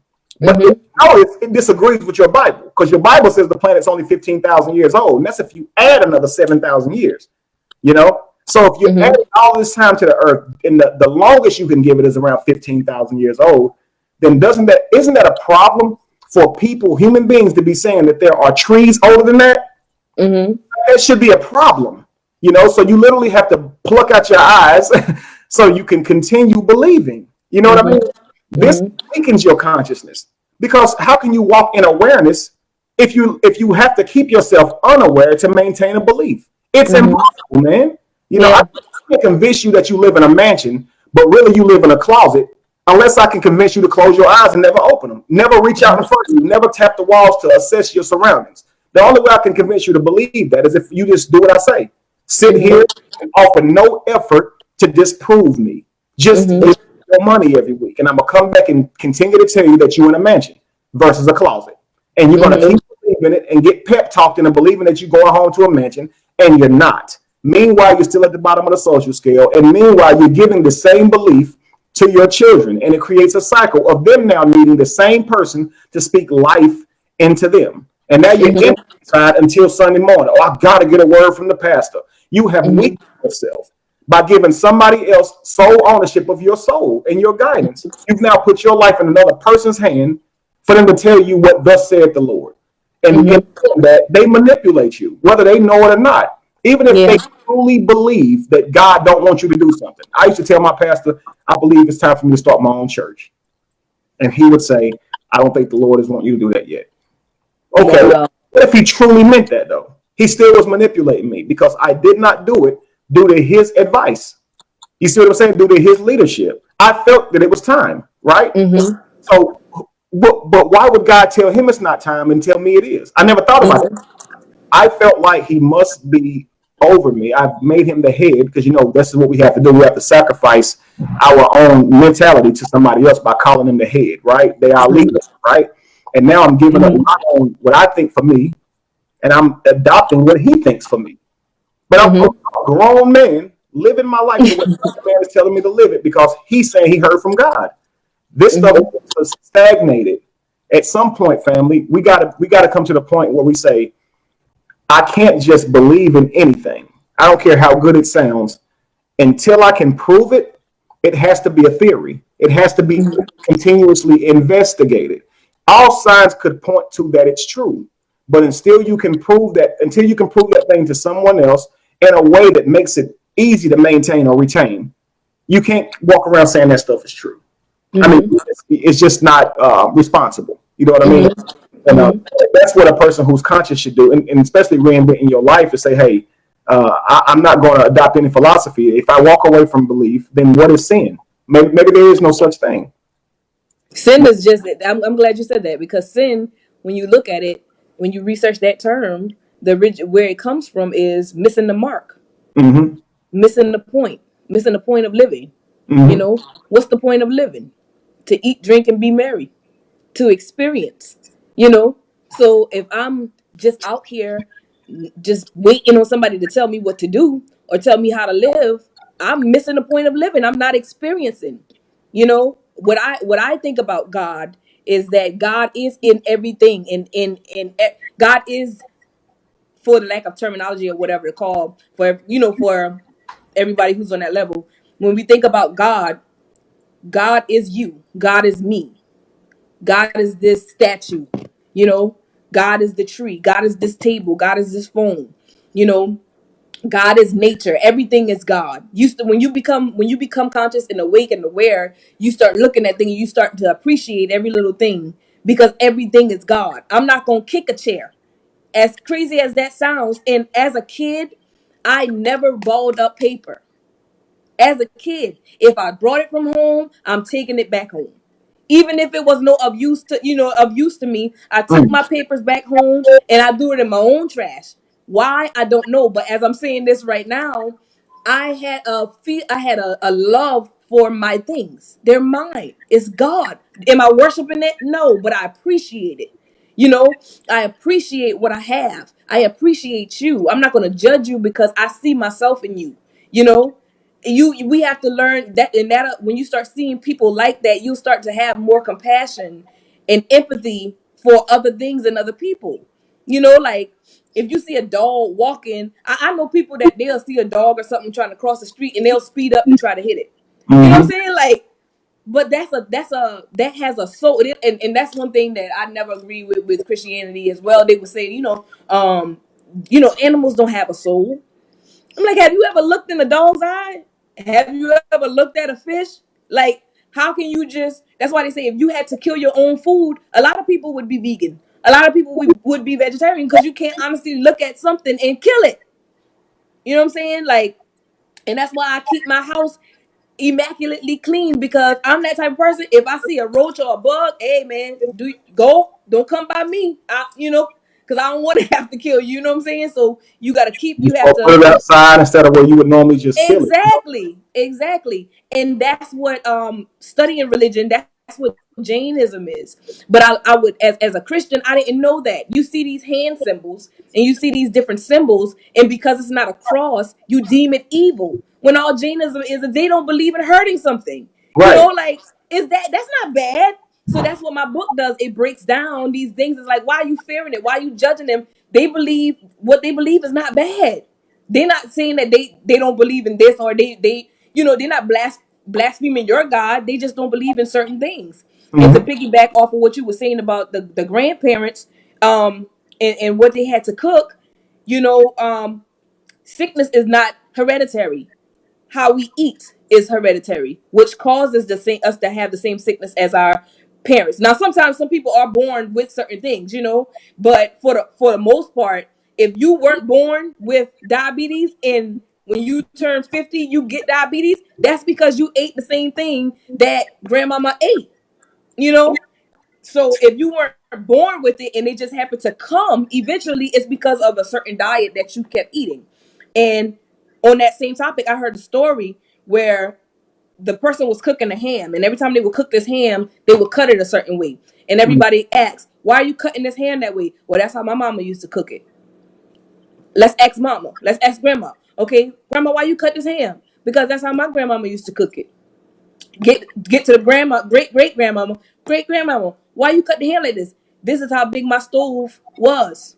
A whole ham wouldn't fit in my stove. So all this time, you're cutting off all this good meat, because great grandmama used to do it. When she used to do it because she couldn't cook it because she didn't have the right oven to put it in. So when we go, and even in Christianity, we have people where they at the time they were fighting over calling on the name of Jesus.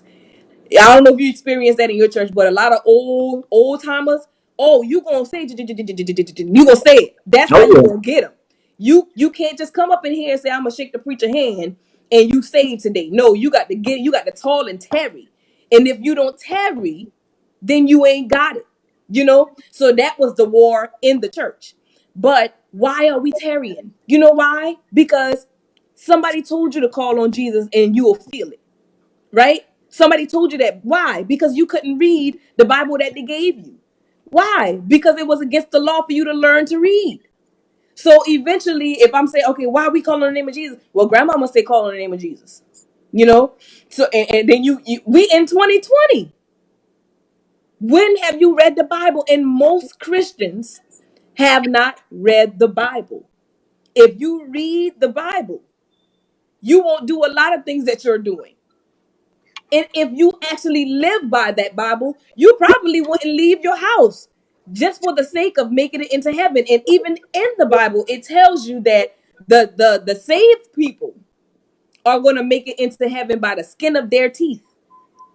So if you are the most upright person and you barely making it in, well, no, you know what I'm saying? What we got to do. And another thing that will confuse me with Jehovah Witnesses, I haven't really studied them, but I know that they believe it's 144,000 gonna make it in. I'm pretty sure there's more than 144,000 Jehovah Witnesses. How does that work? So it's different things when you start to you gonna eventually start looking at each other, or the average person. If this is really real, I'm gonna start looking at you as my enemy. If we told Jehovah Witnesses, I got to make it in, and we gonna start competing against each other. So it's just different things. Like you just gotta. let me make sure I haven't been up. Yeah, I Let saw me the know if you guys glitch. can hear me. Okay, you did. Okay, perfect. Okay, yeah. So you want to continue what you were saying?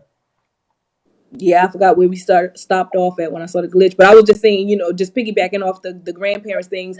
Don't just say I'm doing it this way because this person did it this way. You don't know why they did it that way. Right. You know, if But you were into the saying that how Jehovah Witnesses think about the 144,000, and you're absolutely correct on that. Like many people from different beliefs have a different thought on that 144,000. So if you're a Hebrew Israelite, explain it. But no, it actually means this. Well, I get it. You have a different belief for it. But what we're trying to do is establish, is it true? You know what I mean? But what seems to be the case is that 144,000 is a derivative of 12 and 12. 12 disciples, 12 days, 12 months in a year. 12 zodiac signs, and 12 times 12 is 144. So it seems that it's just numerology. And Mhm. why else does it add up like that? When you read the Bhagavad Gita, the Hindus book, is they focus on the number 8 rather than 12. You know what I mean? And of course, 8 is going to have sort of symbolic type meanings as infinite, right? The 8 is the Ouroboros, right? Going eternal, where the 12 is the 1 and 3, which makes the 3 the Trinity, okay, which is pretty much the same type of meanings. But it's just numerology, not that these things actually happen. You know what I mean? So there was something you said a while ago, though, that I really loved. That you said that God is in everything, and you held up that statue. And I wanted to, you mind holding up for me again? I want you guys to see something. So if you don't mind, can you tell me what that statue is made of? It looks like gold, but it's probably metal. It's like some type of metal, Painted right? gold. Yeah. So I want you to watch this. This is how the human mind identifies. She said that's a statue, which it is. We would call that a statue, right? And then someone else may say that's a female, right? Because it's also in the image of a female. Someone would say that it's gold, and they're referring to the color of it. But then it's also some type of metal, which is the earth. The gold is the earth, right? Women come from the earth, obviously. And so what we're calling a statue is actually just some form of metal shaped to look like something that we can identify, right? It is the earth. Like you're looking at the earth right there. The same way when you look at a chair, you say, I only kick chairs. That chair is going to be made of wood and fabric, which likely comes from some type of plant. And if it's covered in leather, it comes from the hide of some animal. But when we get upset, we forget that we're slamming on the ground something that we all inherently need. Like, you know what I mean? Like, we need these things. And we're all a part of these things. Look, my mind was blown when I learned that I was wondering, why do we cook in cast iron pots? What's the point, right? And I learned that we cook in cast iron pots because the food absorbs the iron from the pan and literally puts iron in terms of minerals in your body. It blew my mind because the whole time we've heard of taking iron pills as vitamins and things. I don't think I ever thought about that it's literally iron. I was thinking that iron that we put in our bodies and the iron that exists in the form of metal were different things. But then I realized it's not. It's not, like, why does your body need iron? Why does it need a mineral? Not just food and water. Your body literally does need minerals surrounding. It needs your environment and everything around you. And it actually even needs an extraterrestrial sun that sits outside of your solar system, so to speak, or sits outside of your Earth's atmosphere.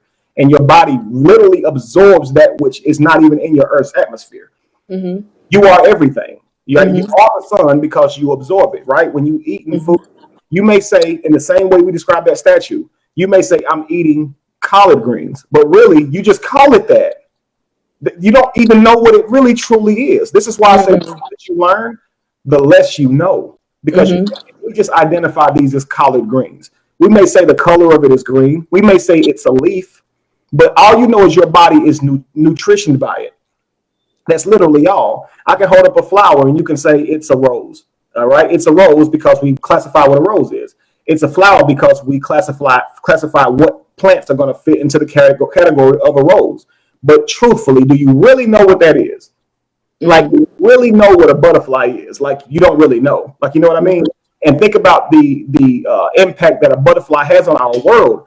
Imagine if a butterfly tried to be anything but itself. A caterpillar first has the experience of life. Its only job is to eat. And once it eats, it then builds a cocoon around itself, and it melts its entire body down. This is why I always use the term evolution or metamorphosis, because the caterpillar melts its own body. This is what we do with our ego.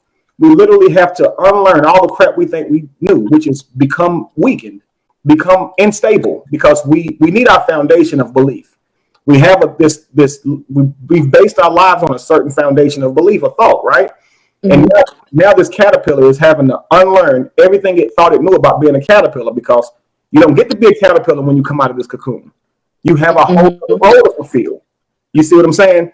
And it's due to these butterflies doing their job that we actually have a lot of fruits and vegetables today. Family, bees are not the only animals that pollinate. These butterflies, just by doing what they do, flying from flower to flower, they take information that we call pollen and take that information from one flower to the other. And this is the sole reason they're able to produce and give you food. Everything is God.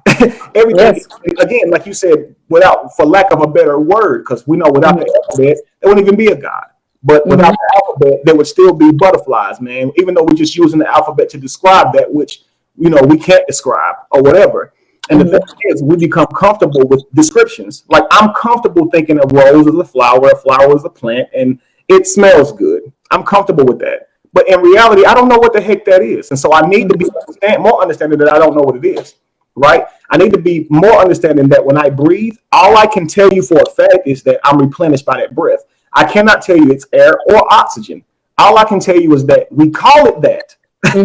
All I can tell you is that we decided to call it that, but we still don't understand our own surroundings. And that's why I say, learn to identify with the unknown, because no matter what you say about your surroundings, it doesn't mean that it really is in reference to your surroundings. Like, I can use the most complex language in the world, and I could speak it fluently, but it still has nothing to do with reality. Honestly, I'm no further closer to explaining what I think I know to an alien or to a dog. They don't care what my of the world is, because they see it differently. So if a dog sees in black and white, then what would it care about me talking to it about something that's red or blue? It doesn't see the world the same, right? To a serpent, it sees what it smells. Like, it actually literally assesses the world through taste. Wow. How are you going to explain what you see to a snake? You understand what I'm saying? Like every person or every being is a perspective of life. And we all learn to navigate this world using different tools based on what type of organism we are, what type of species that we are, right? But it's all out. We all have an opportunity and we should have a fair chance at living life, but we forget this. As soon as we see a bug land on our wrist, it's a slap. Now, I say that any animal that's trying to feed off of you, you have every right to fight back. If a mosquito is Jainism, you have every right to use that open hand and come down and force on that mosquito. But at the same time, you're not going to kill animals that are not harming you. Like, you know what I mean? Like, that's ridiculous. And we've done this in life. We'll walk up to an anthill and just start pissing on it. I mean, I'm serious. Or kick it. Like, why did you do that? Like, you know what I mean? Why did you do that? And as you grow in life, you start saying, you know what, I'm not going to do that anymore. Like, those ants have worked hard to build that. And me coming and kicking them like that, like, or doing whatever I'm going to do, pour water on it, whatever. I would take grasshoppers when I was a kid and pull the back legs off of them so they couldn't jump, and just sit them down on an anthill and just watch the chaos. And now look at that. That was not my place to intervene like that. But to those ants, I was God. Manna came from heaven. I'm telling you, everything to that grasshopper, he like, you ain't got nothing to do with this, bro. I'm the devil. You see what I'm saying? And that's why I say, perspective, we have to recognize something. I'm gonna share with you guys later this guy's videos that comes on YouTube. He cooks, right? He cooks outside. It's like he's probably he may be Chinese or of Asian descent, and he cooks out in the woods, right? And he's only fun to watch because it's how he eats. Like, he be happy as crap, and he looks like an anime when he's eating, like so happy when he's eating his food. And he eats like meat. I mean, all he eats is pork and crap, right? But when he's eating it, he'll nibble on it and be like, and be happy, and he has this huge smile on his face. And I promise you, it's just hilarious. But to other animals, this dude is a monster. But to us, when you see the video, you'll be like, he looked like he wouldn't hurt a fly. He just looks so calm. He looks so calm, I promise you. But to an animal, they're like, this dude is a monster. You see what I'm saying? It's all about perspective, But at the same time, the universe doesn't think this way. It doesn't think right, wrong, prey, victim, predator. There are animals who, by their design, they need other animals to survive. And this means live animals or fresh animals. And this is where you get your lions and all that stuff from. And then you have certain animals who eat things when they're past or beyond fresh. That's where you get your vultures and things of that nature, right? And then you have us. Even if we're just consuming fruit, there's a certain stage in which we will eat that fruit. We call it ripe. Well, after a period of time, and it's outside of ripe, that organism no longer smells good to us, or it no longer tastes good to us. It's now what we call rotten. But to a maggot or a fly, it's right. It's perfect for them. So every organism plays its part regardless.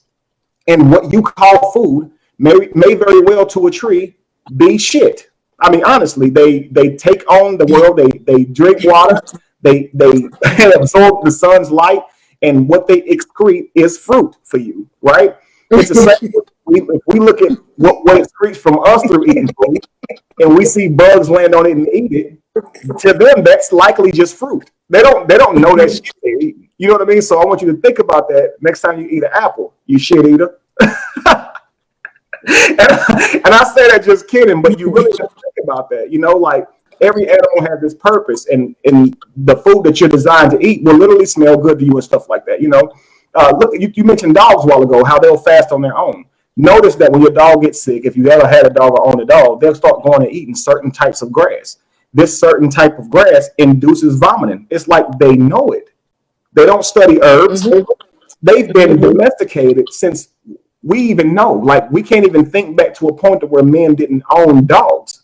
So they've been domesticated for so long, and they still know through how grass smells. Like you get a puppy from its mother when it's young.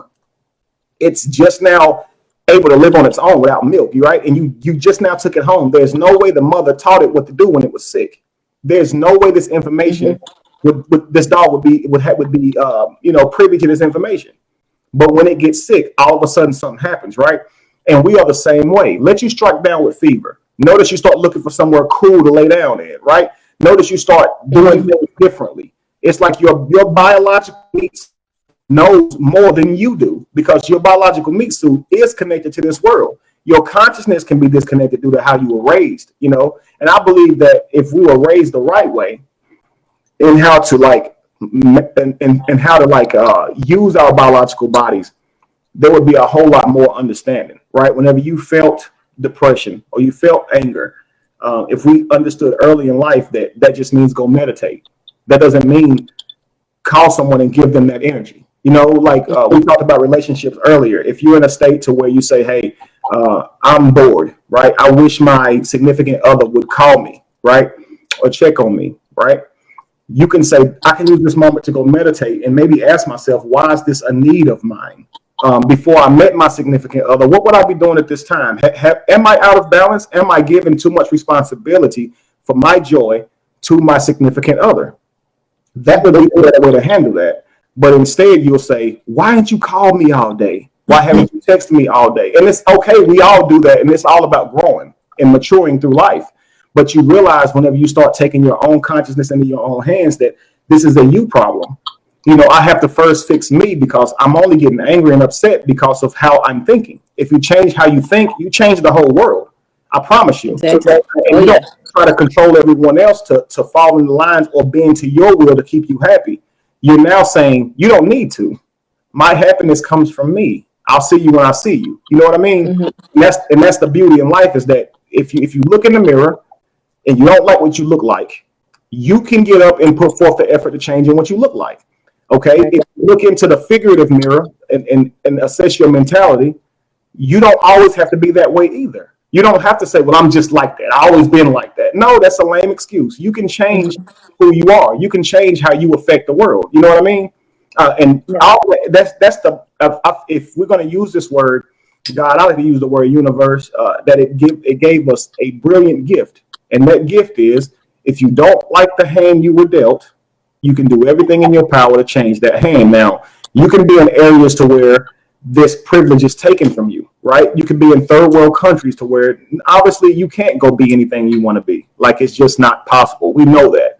But you have to recognize when you're in a good position to go out into the world and accomplish something. And if you want to help those people, you first have to realize that you are privileged, though. We can complain all day about other people having to starve and not having access to the same foods that we have and stuff like that. But what we should do is say, hey, I have a brilliant opportunity here. I'm here. So what can I do what can I personally do about people starving in another place? Because if I'm going to walk away from religion, I can no longer blame Jesus for people starving to death. I can no longer say, then why are all these people starving? Now you have to ask yourself, why do we allow this to happen? I saw this African guy. He created a machine that literally pulls water out of the air. Blew my mind. And I've been saying, for so long, I've been praying to a God when I was a Christian, asking this guy to change that, to give people water who didn't have access to it, right? And never once did I ever consider that I could create a machine that did it. I just thought God gonna do it, right? So this man said, why ask a God to give people water. When I Mm-hmm. create a machine that pulls the moisture out of the freaking air, yo, like Mm-hmm. that alone could have saved majority of the world by pulling water, uncontaminated water out of air. Mm-hmm. He said the machine doesn't cost that much to recreate, you know. So just imagine if the world wasn't so selfish and wouldn't try to impede this man's creation, we could have these things everywhere. Yeah. Flint is now taken care of because you create several of these machines and put them out there, regardless of the water being contaminated via the sewer systems. The water is not contaminated in the air. So just Mm-hmm. set this machine up, and now it's pulling water out of the air, and you can go to the machine itself and get water out. It blew my mind. We are responsible for fixing the world, and we have these amazing minds. Why don't we put them to use? If the world stepped away, you know how many brilliant minds are praying to Jesus right now, praying to Allah right now. Like nobody can say that if you believe in religion, you're dumb. No, that's something you believe in because you were trained to. If you free Mm-hmm. a lot of these minds from religion, they could very much be the very next inventors and creators that we have in this world to change the world by way of creating the things that they've been asking God to change all the time anyway.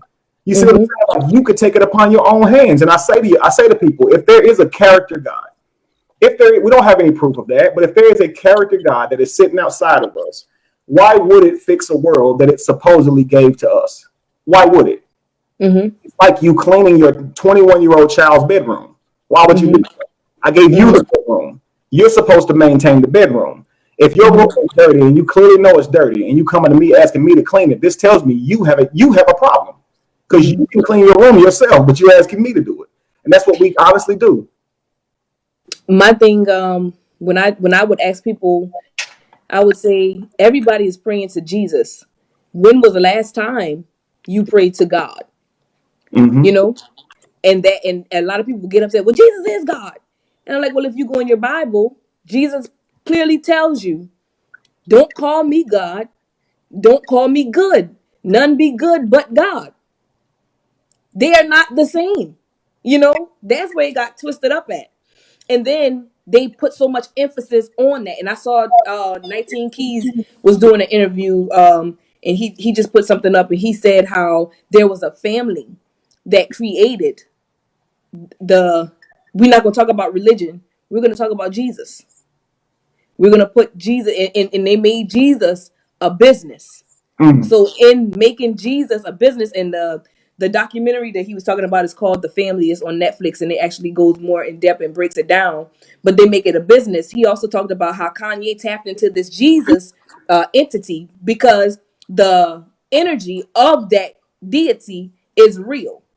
You know, like when we look at that's like I look at Queen Cat, right? My name is Anita. The deity that I created of myself is Queen Cat. So when you see me and I begin to shift, that I'm turning into the person that I created in my head, because whatever you believe is true becomes true for you. And that's Cognitive science. reality, So if absolutely. I believe that I can climb this wall, say it again. Cognitive reality. That's what it Yeah. means. To, If yeah. I believe that I can climb, No, you what you good. say? No, you good. I was just explaining what I was saying. No, I You didn't good. hear what you. Oh, I was. If you Oh, believe in okay. something, yeah, I think we got a lag. I Yeah. got a lag over here probably. But if we believe in something, it becomes true for you. When in all actuality, like we said, it's not so much that the book is wrong, it's what it's how they teach you. And it's all a game. It's all a propaganda. And once we learn that and we start taking it into our own hands, use the book. Use what it says. If you look in Luke 17th chapter, I believe, 20th verse, it tells you that heaven and hell, heaven is within.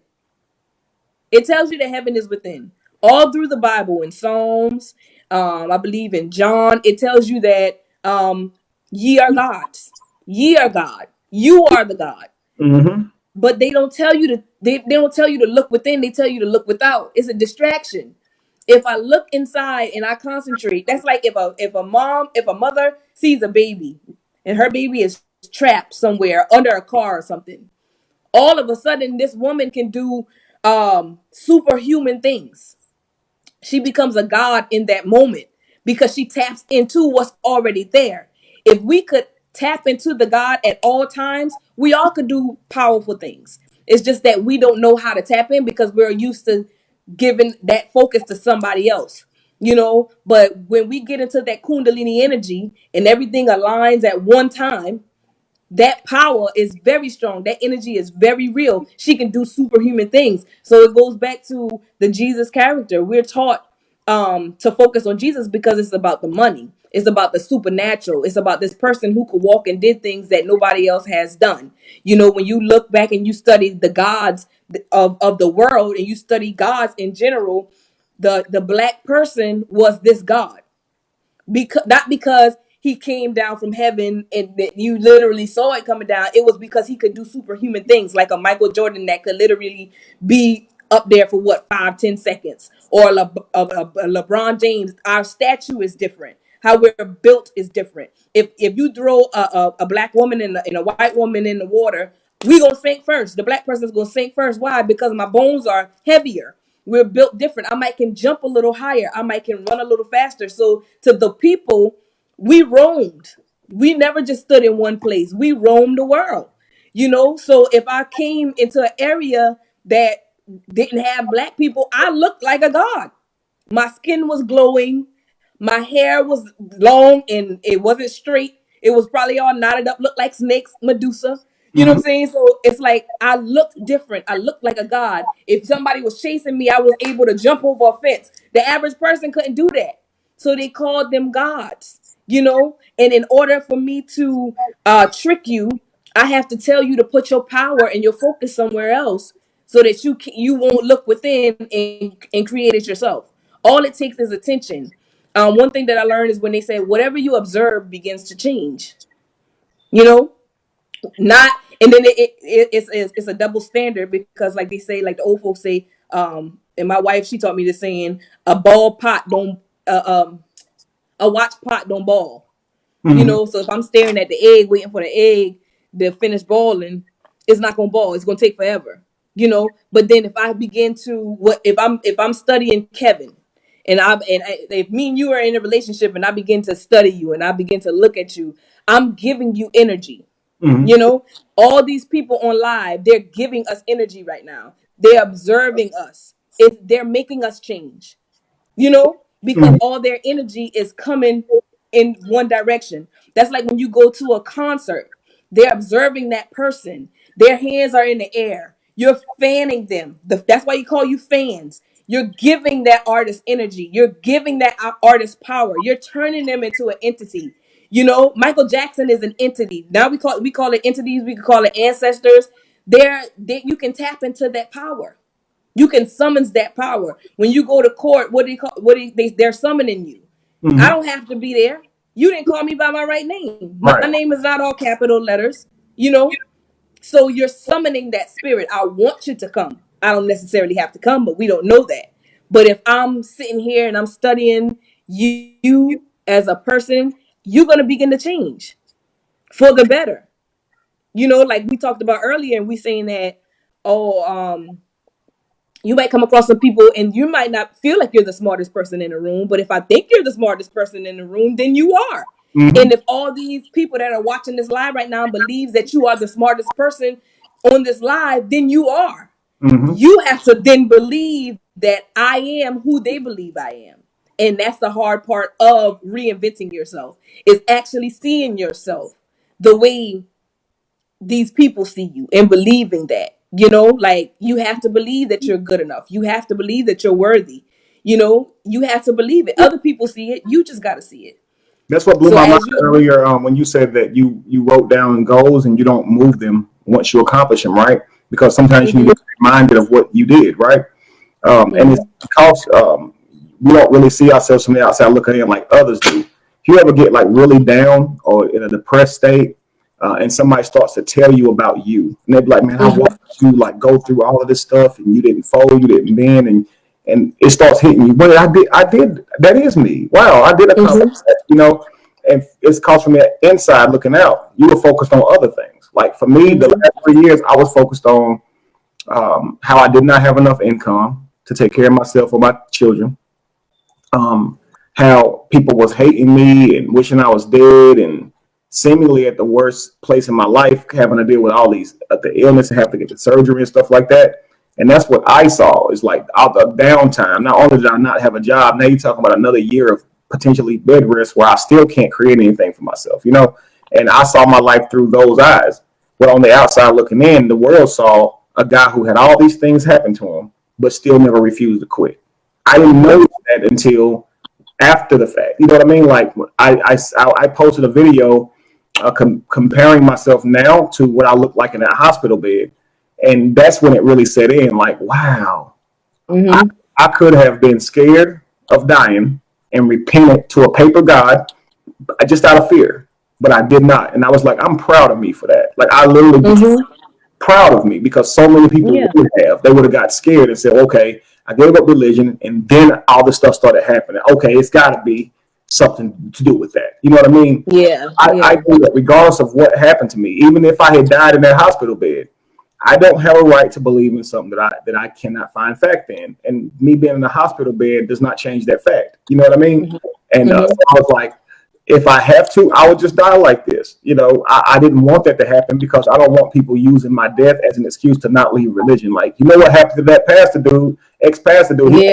He was dead within 3 years, you know? And I know that would have played on a lot of people's minds, you know? And so that's one of the things that really helped me realize, like, you really don't see the entirety of you. And it's almost, it's like this, like, say, of course, I can see me now because I'm on a camera, right? So I can see me, but without us being on this live, I wouldn't even be able to see me. I could only see you, right? I have a view of you that you will never, ever see, ever. You get glimpses of it. And if you notice, as soon as you get a glimpse of yourself, you start fixing stuff. It always blows my mind that when we posting pictures and stuff, we like to post ourselves from good angles because we want the world to know that's what we look like, right? But we don't want the bad angles, right? But no, get me from the left side. Right. But if you really be honest, everybody that saw you from every angle anyway. And they saw every little ugly face you make anyway because they can see you. Like, they can see your ass right now. Like, you know what I mean? And in our house, we're our best football. Ain't nobody ever seen us before. Like, no, they see you more than you see.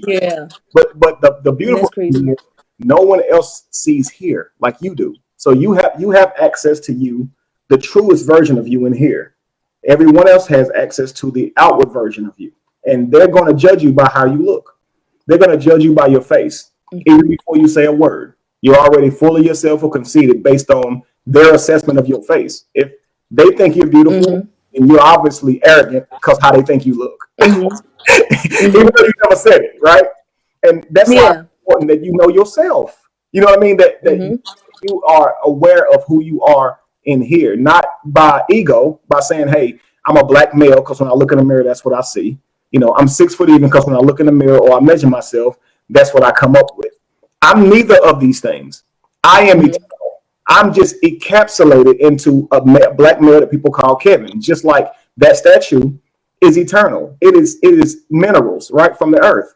It's just encapsulated into a statue that we call by a name that was given to a symbolic God years ago. And you see what I'm saying?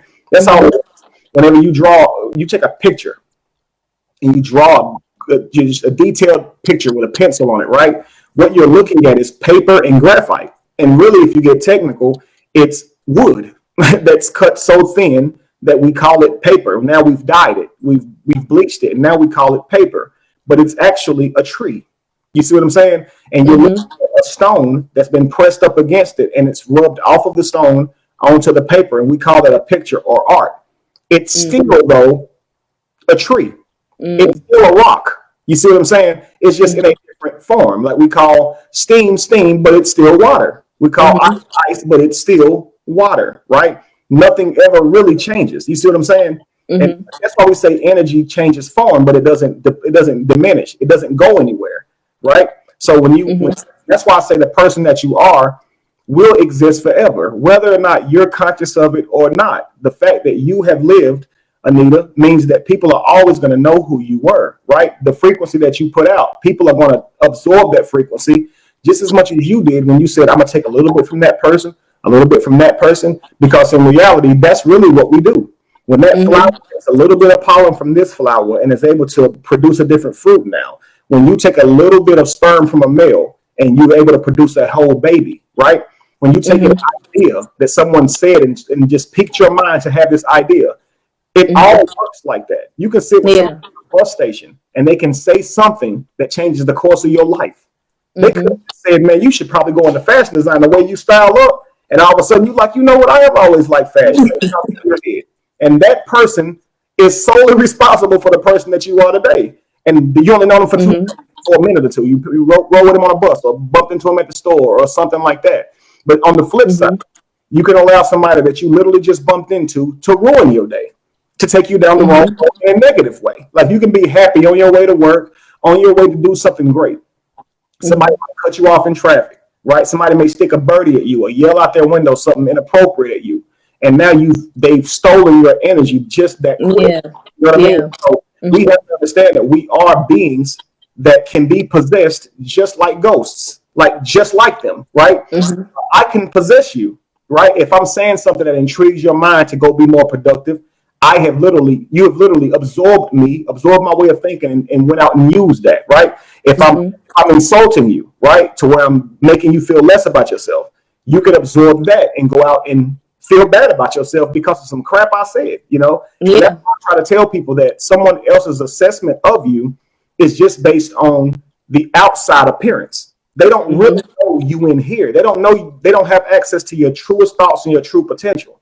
And the example that I use, and I'll end after this, is when you watch Storage Wars, right? And you see these guys, bidding on a big old storage building or a garage at this garage door, and from the outside of this garage door, they're bidding what they think the items in this building is worth, but they haven't even opened the doors. Yeah, they have as much chance of being wrong as right? That's what people do to you. They only see your garage door. And they are praising you, telling you what you're worth. You gotta know your worth. Because if you allow people to tell you what you're worth, you might only be worth a little bit because you've now been tricked to believe in what they think about you, right? I was talking to a guy last night at this lounge, and I was telling him about this story where this father takes his son and he gives his son a stone. And he sends him into the local flea market and told him to sell the stone or just see what it's worth. Don't actually sell it. Regardless of what you're offered, don't sell it, but come back to me and tell me what someone offered you, right? He does it. He comes back home to tell his father that he was offered $5. He was like, I really wish I could have sold it. I could have used that $5. He said, well, it's good that you got it an amount. I didn't want you to sell it. I want you to do this again for me tomorrow. I want you to go to this stone museum, right? Okay. He goes to the stone museum the next day. He comes back saying someone offered him $20,000 for that same stone. Daddy, why couldn't I sell it? He said, because we're not done testing this yet. There's somewhere else I want you to go. It was a specific gallery that was just to stones specifically, where people all across the world come to look at precious stones, right?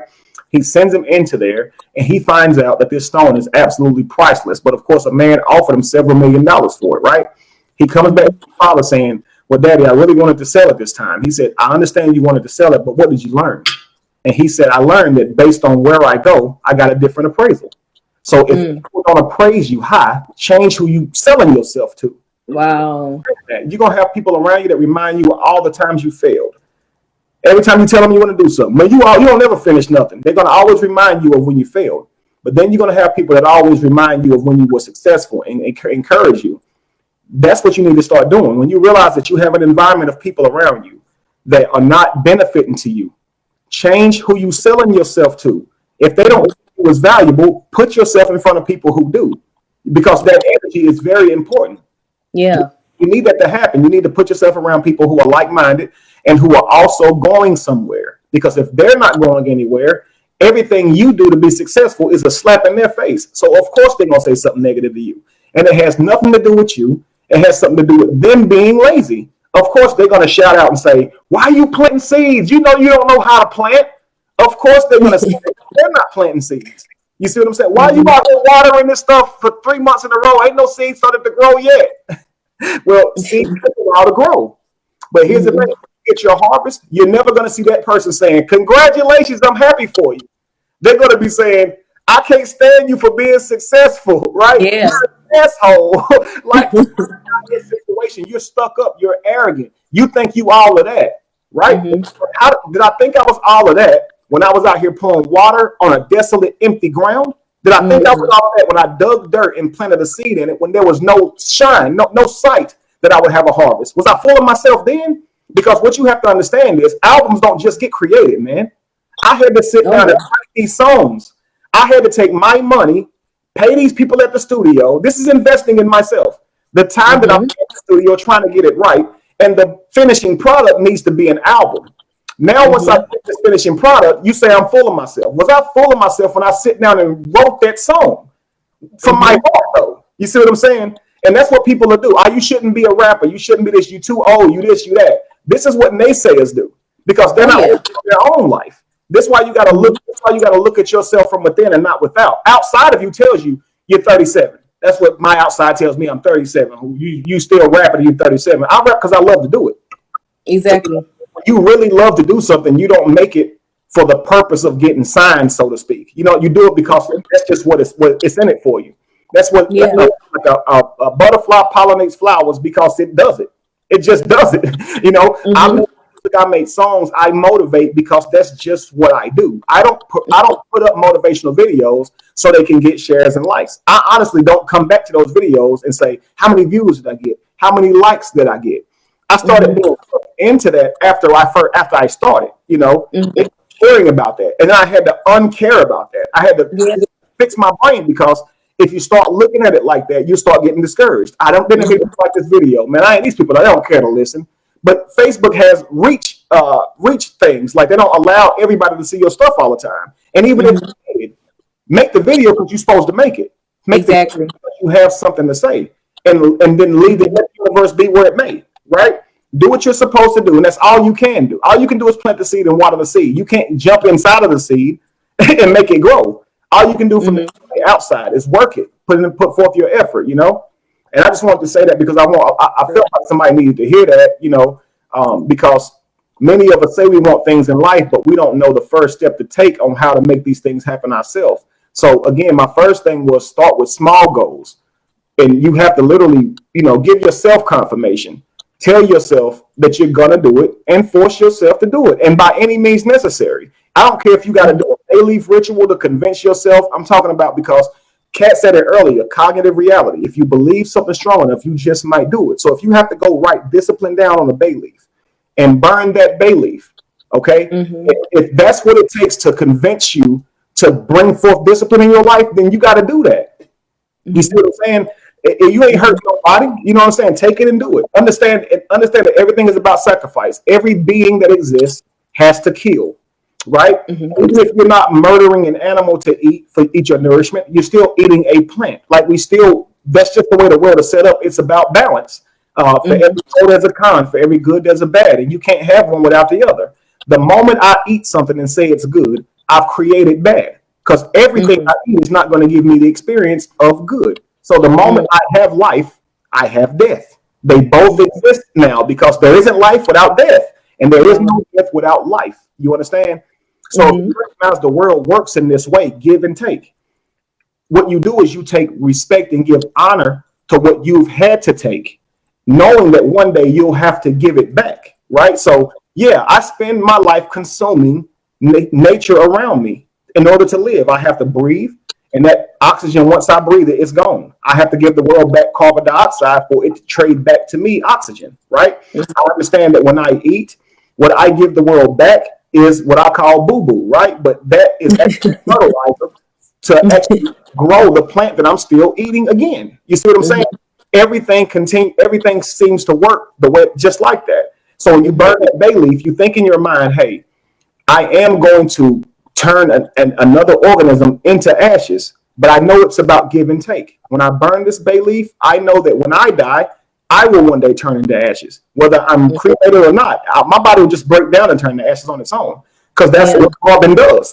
You see what I'm saying? And even you one day are going to be food for the very thing you consume. Even if you're vegan, that plant will eat you one day for me. And I'm sure it'll be thankful for you.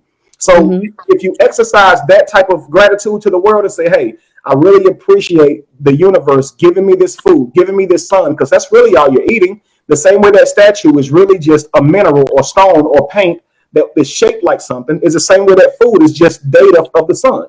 when you're eating those collard greens, when you're eating that corn, it may taste different, but all it is data. It's just energy from the sun. That plant would not be in front of you if it didn't absorb the sun and the energy around it, the water and minerals around it. That's why when you break a plant down, it tells you the nutritional benefits that it has. It'll tell you it has this much of this much of this much of this. So you're not just eating the plant. What you're eating it for a reason. It's all of the things that's inside of it that aids your body in living another day longer and taking another breath, right? That's what it's about, give and take. And so one day you're going to play your part as food. Unfortunately, one day your biological body is going to be food, whether it's to a maggot or whatever, a plant, whatever. You can't escape it. None of us are eternal in our biology. You know what I mean? We're eternal in our metaphysical bodies, but we're not eternal in our biological bodies. One day they will break down, and when we understand that, you will say, okay, I have this amount of time on earth, right? Just by looking at my surroundings. And what I choose to do with my time is to be grateful, man. I don't choose to take my time to be arguing with people. I learned me. I know me. I do best when I'm happy. So I know that if I allow myself to be sucked into arguments and foolish debates, I'm not going to be happy. And if I'm not happy, I'm not as productive. So I love being in a state of bliss. And once I learned that I have control over my bliss, oh man, the world opened up for me. I said today that you can base your day off of how the weather is. And that's fine. Some people do that. If it's raining outside and it's a gloomy day, it's nasty. You can base your day off of how many good things happen to you that day. I get that. People do it. I've done both, right? If great things happen to me, today's a good day. If bad shit happen, it's not a good day, right? But I realize I don't have control over either one of those. I can't control the weather. Like what Andre 3000 said, you can paint a pretty picnic, but you can't control the weather. Right? Yeah. Bars. And next, you can't make every good thing happen for you because there's other people that exist on this road. In other words, you can drive as safe as you want to drive, but it don't mean the person next to you ain't drunk driving. Probably her. But what you do have control over is you and your effort. That's beautiful. Because if you can base your day off of the effort that you put in to achieve your goals, you can force yourself to have a good day every day. Because it's not, it was raining outside. Yeah, nothing good happened for me today. But I actually sit down and wrote that script. I actually filled out that business paper. I actually did this and did that. That's what constitutes for me a good day. And when I start saying my good day is based on me and the effort I put in, I done had a good day every day since. I told myself that even if I do a small thing to get me closer to my future goals, I'll do it. I might not utilize every minute or every second or every day, every time, every single day. Some days I have amazing days where I can say I didn't waste a single minute. And then some days I can say, man, I probably only put about 5 minutes towards my goals. But there were weeks and months and years that went by where I didn't put a single ounce towards my goal. And it could be just a form of thought, family. I was telling Kat before we started that I don't make videos all the time because a lot of times I just don't have anything to say. And I don't want to be somebody who just talks to be talking. I want to be someone who talks when they have something to say. So you will notice that my videos sometimes will be coming rampant. And then sometimes you will see them few and far between, right? Because I speak only when the universe speaks to me, right? So, and I interpret that by, what do you mean universe, Kevin? What do you mean by that? Because, are you trying to say that the universe is an entity? No, but what I'm saying is when I look at the world, I assess what I see in the world using man-made words that I've grown to understand, that we all understand. My skill or my gift is in conveying what I have came up with, what I have assessed from the world into man-made words so we all can understand it. So when I say I speak what the universe gives me, is I'm saying I'm the universe. I take what I see and I tell you what I see. And I do that without reading another man's book and giving you his opinion. I do it solely from my own heart. I feel like I'm probably going to be recognized as a modern day philosopher. I think I put thought into how humans live, and I don't assess myself as a human. I feel like the same way we've accepted words, there wouldn't be a human without an alphabet either. Just like there wouldn't be a God without one. And so if you were never told that you were human, what or who would you be? You would be magic. You would be, right? You literally would be magic. There's no other way to explain it. One day you're here, next you're not. When you die, eventually you disappear. You vanish. Wow. You literally do. And just because you can see the slow process doesn't take away from the magic. You know what I mean? You are magic, And the same way with your thoughts, man. We can be sitting around and have the same type of thoughts and intellect and all of that. And that's why I say that the universe or your brain rewards you. If you're not eating right, if your diet isn't right, if you're sitting around doing nothing, why would the universe reward you with good thoughts? I'm talking about productive thoughts to that next business venture that can change your life financially. Why would it? You just spent your whole day watching Everybody Loves Raymond. You didn't give yourself time or the seclusion to come up with that good idea. So when you do give yourself that seclusion, you set yourself up for an opportunity for your biological vessel or your higher self to reward you with good thoughts, right? When you take those good thoughts and put them into action, the universe now trusts you with more good thoughts, right? And it'll give you more because it knows that you're going to actually put it out there. Now, what will happen if you sitting around and you getting good thoughts and you're not doing anything with it? Eventually, you're gonna see somebody else do that thing that you thought about, and you're gonna say, "I thought about that years ago. Why didn't I do it?" Yeah, why didn't you do it? The truth is that there's nothing stopping you. There's no invisible wall keeping you from conquering your goals. There's only bullcrap that you've heard in your life that bags you that bogs you down to where you can't accomplish your goals. When you get ready to put that foot forth to accomplish something and you hear you're not good enough, there's not a physical wall stopping you. You're reminding yourself of something someone else said. You have power over that, though.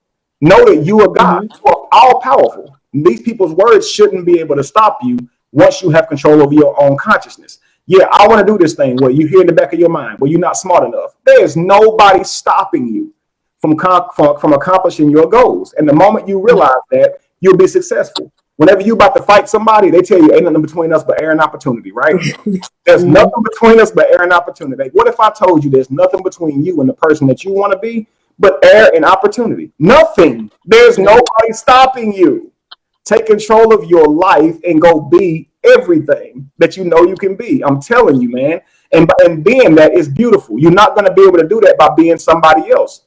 You have to be you. You have to be you. Because if not, it's just too much work. You constantly looking for somebody else's opinion to help get you a little bit further. You're looking for somebody else to say something or do something to get you a little bit further. When you put your life expectancy, your goals and dreams, and you put them on your own back, you ain't got nobody else to blame. Why wouldn't you get up and make it happen? You ain't got nobody else to blame, right? Exactly. If you don't do something today that gets you closer to your future, who you blaming for that? It's got to be at some point. It got to be you. You have the person that you need to have a conversation with, not everybody else. You know. And so I want to say to Anita or Kween Katt, if you don't mind, give us the dates and the address again if you have it on your head. I got the link in the description for people to go ahead and purchase their tickets. But I just wanted to be able to close out with you giving that information. March 21st, 2020. We'll be out there at Love and Helping Hand Spiritual Center. Y'all can like the page Love and Helping Hand Spiritual Center on Facebook and the African Consciousness Coalition. That's who's doing the event. They have a Facebook page as well. The address is 1347 Old US Highway 52, Moncks Corner, South Carolina. Zip code 29461. We're going to be out there from 2 to 6. I will be on the ones and twos in the beginning while the vending and everything is going on outside. We have the pre-show with Randy Smalls outside. He went viral. I'm going to eventually bring Kev up when we get inside for the big show, and I'll be performing, bringing him up. And he's just going, he like I said, he's not going to have no choice but to go in, because what we have in store for you guys, we are making this event so huge and epic and unforgettable. That's what we want you to walk away with. I'm sure a lot of you people already went into some kind of lectures or whatever, but we want to make it like no other. We're going to have 2 barbers. Anchor the barber will be out there giving away free haircuts. Timothy will be out there giving away free haircuts. Auntie Jessica's and Mika Styles will be giving away free hairstyles, natural. So you want to get there early because they're not gonna be doing it from 2 to 6. They're gonna be there from 2, and then when it's time to come inside, they wrapping up shop. So y'all want to get there early. Bring the kids. Make it a family affair. It's gonna be phenomenal. It's March 21st. Click the link above, and I hope to see you all there. Can't wait. I cannot wait to work with this queen, guys. We're going to be doing some songs together.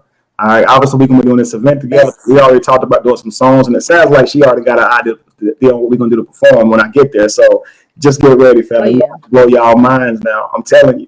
So I can't wait to see you all there. Please go ahead and get your tickets. It lets us know who all is coming ahead of time. It's very beneficial to us to already know that. So if you don't mind, family, please go ahead and do that. And I look forward to seeing all you guys soon. Anything else you want to say, Queen, before we get off? If you like the shirt, you can get it off Teespring slash hashtag no religion, or you can get it off my website along with my book. My book is also available on Amazon and Kindle, but you can get it off my website as well.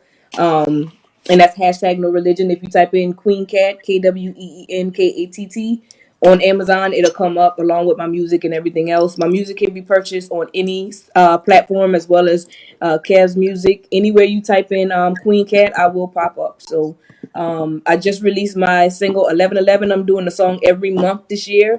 I released 1111 in January, and I released 222 in February this month, and next month I will be dropping 333, which I gave y'all a sneak peek with me and Kev was flowing off the off the dome or whatever. So y'all go to if you go to my website, iamqueencat.com, you can download 1111 for free. All you got to do is enter your email and download 1111 for free, and then 222 is available on iTunes.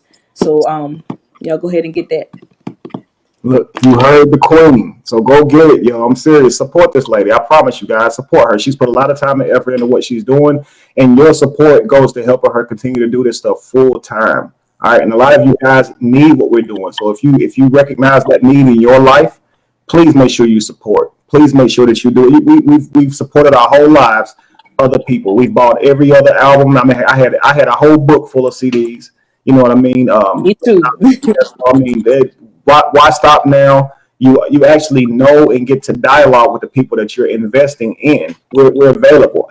I used to buy like Uncle Sam CDs and R. Kelly CDs. Never once would these guys ever even consider responding to my messages or anything. So, guys, we're much different. We're all in this thing together. So, if you can understand that, make sure that you do that. Make sure that you're doing that. So, I love you all. And I look forward to seeing you guys at the next event. And Queen said it best, man. You got to go get the stuff, right? You got to go get the stuff. So, and make sure you don't miss this event, because you can tell just by her words alone that she's going all out for this. Like I said, she was adding more people to the cards.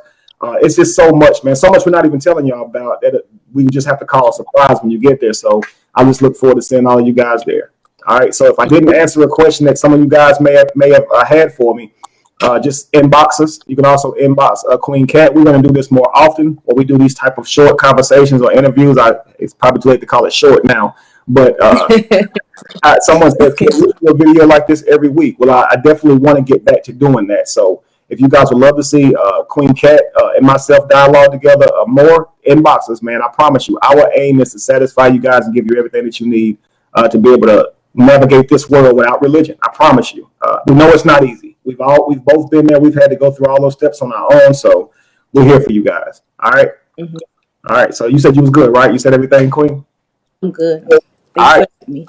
It's my pleasure. And be evolution, be the change that you want to see. And no candle loses its flame from lighting another. And if you were to ever find yourself in the middle of chaos, it is in that chaos that you will have found yourself. And you had to watch another live to get my new quote. But it is be you, motherfucker. Okay? That probably sounds aggressive, but you have to go back and look at my last live, because I ain't even going to explain it now. I just wanted to just set your soul right there. Be you, motherfucker. And it's not mean. If you go here, it is actually beautiful. So, peace, family.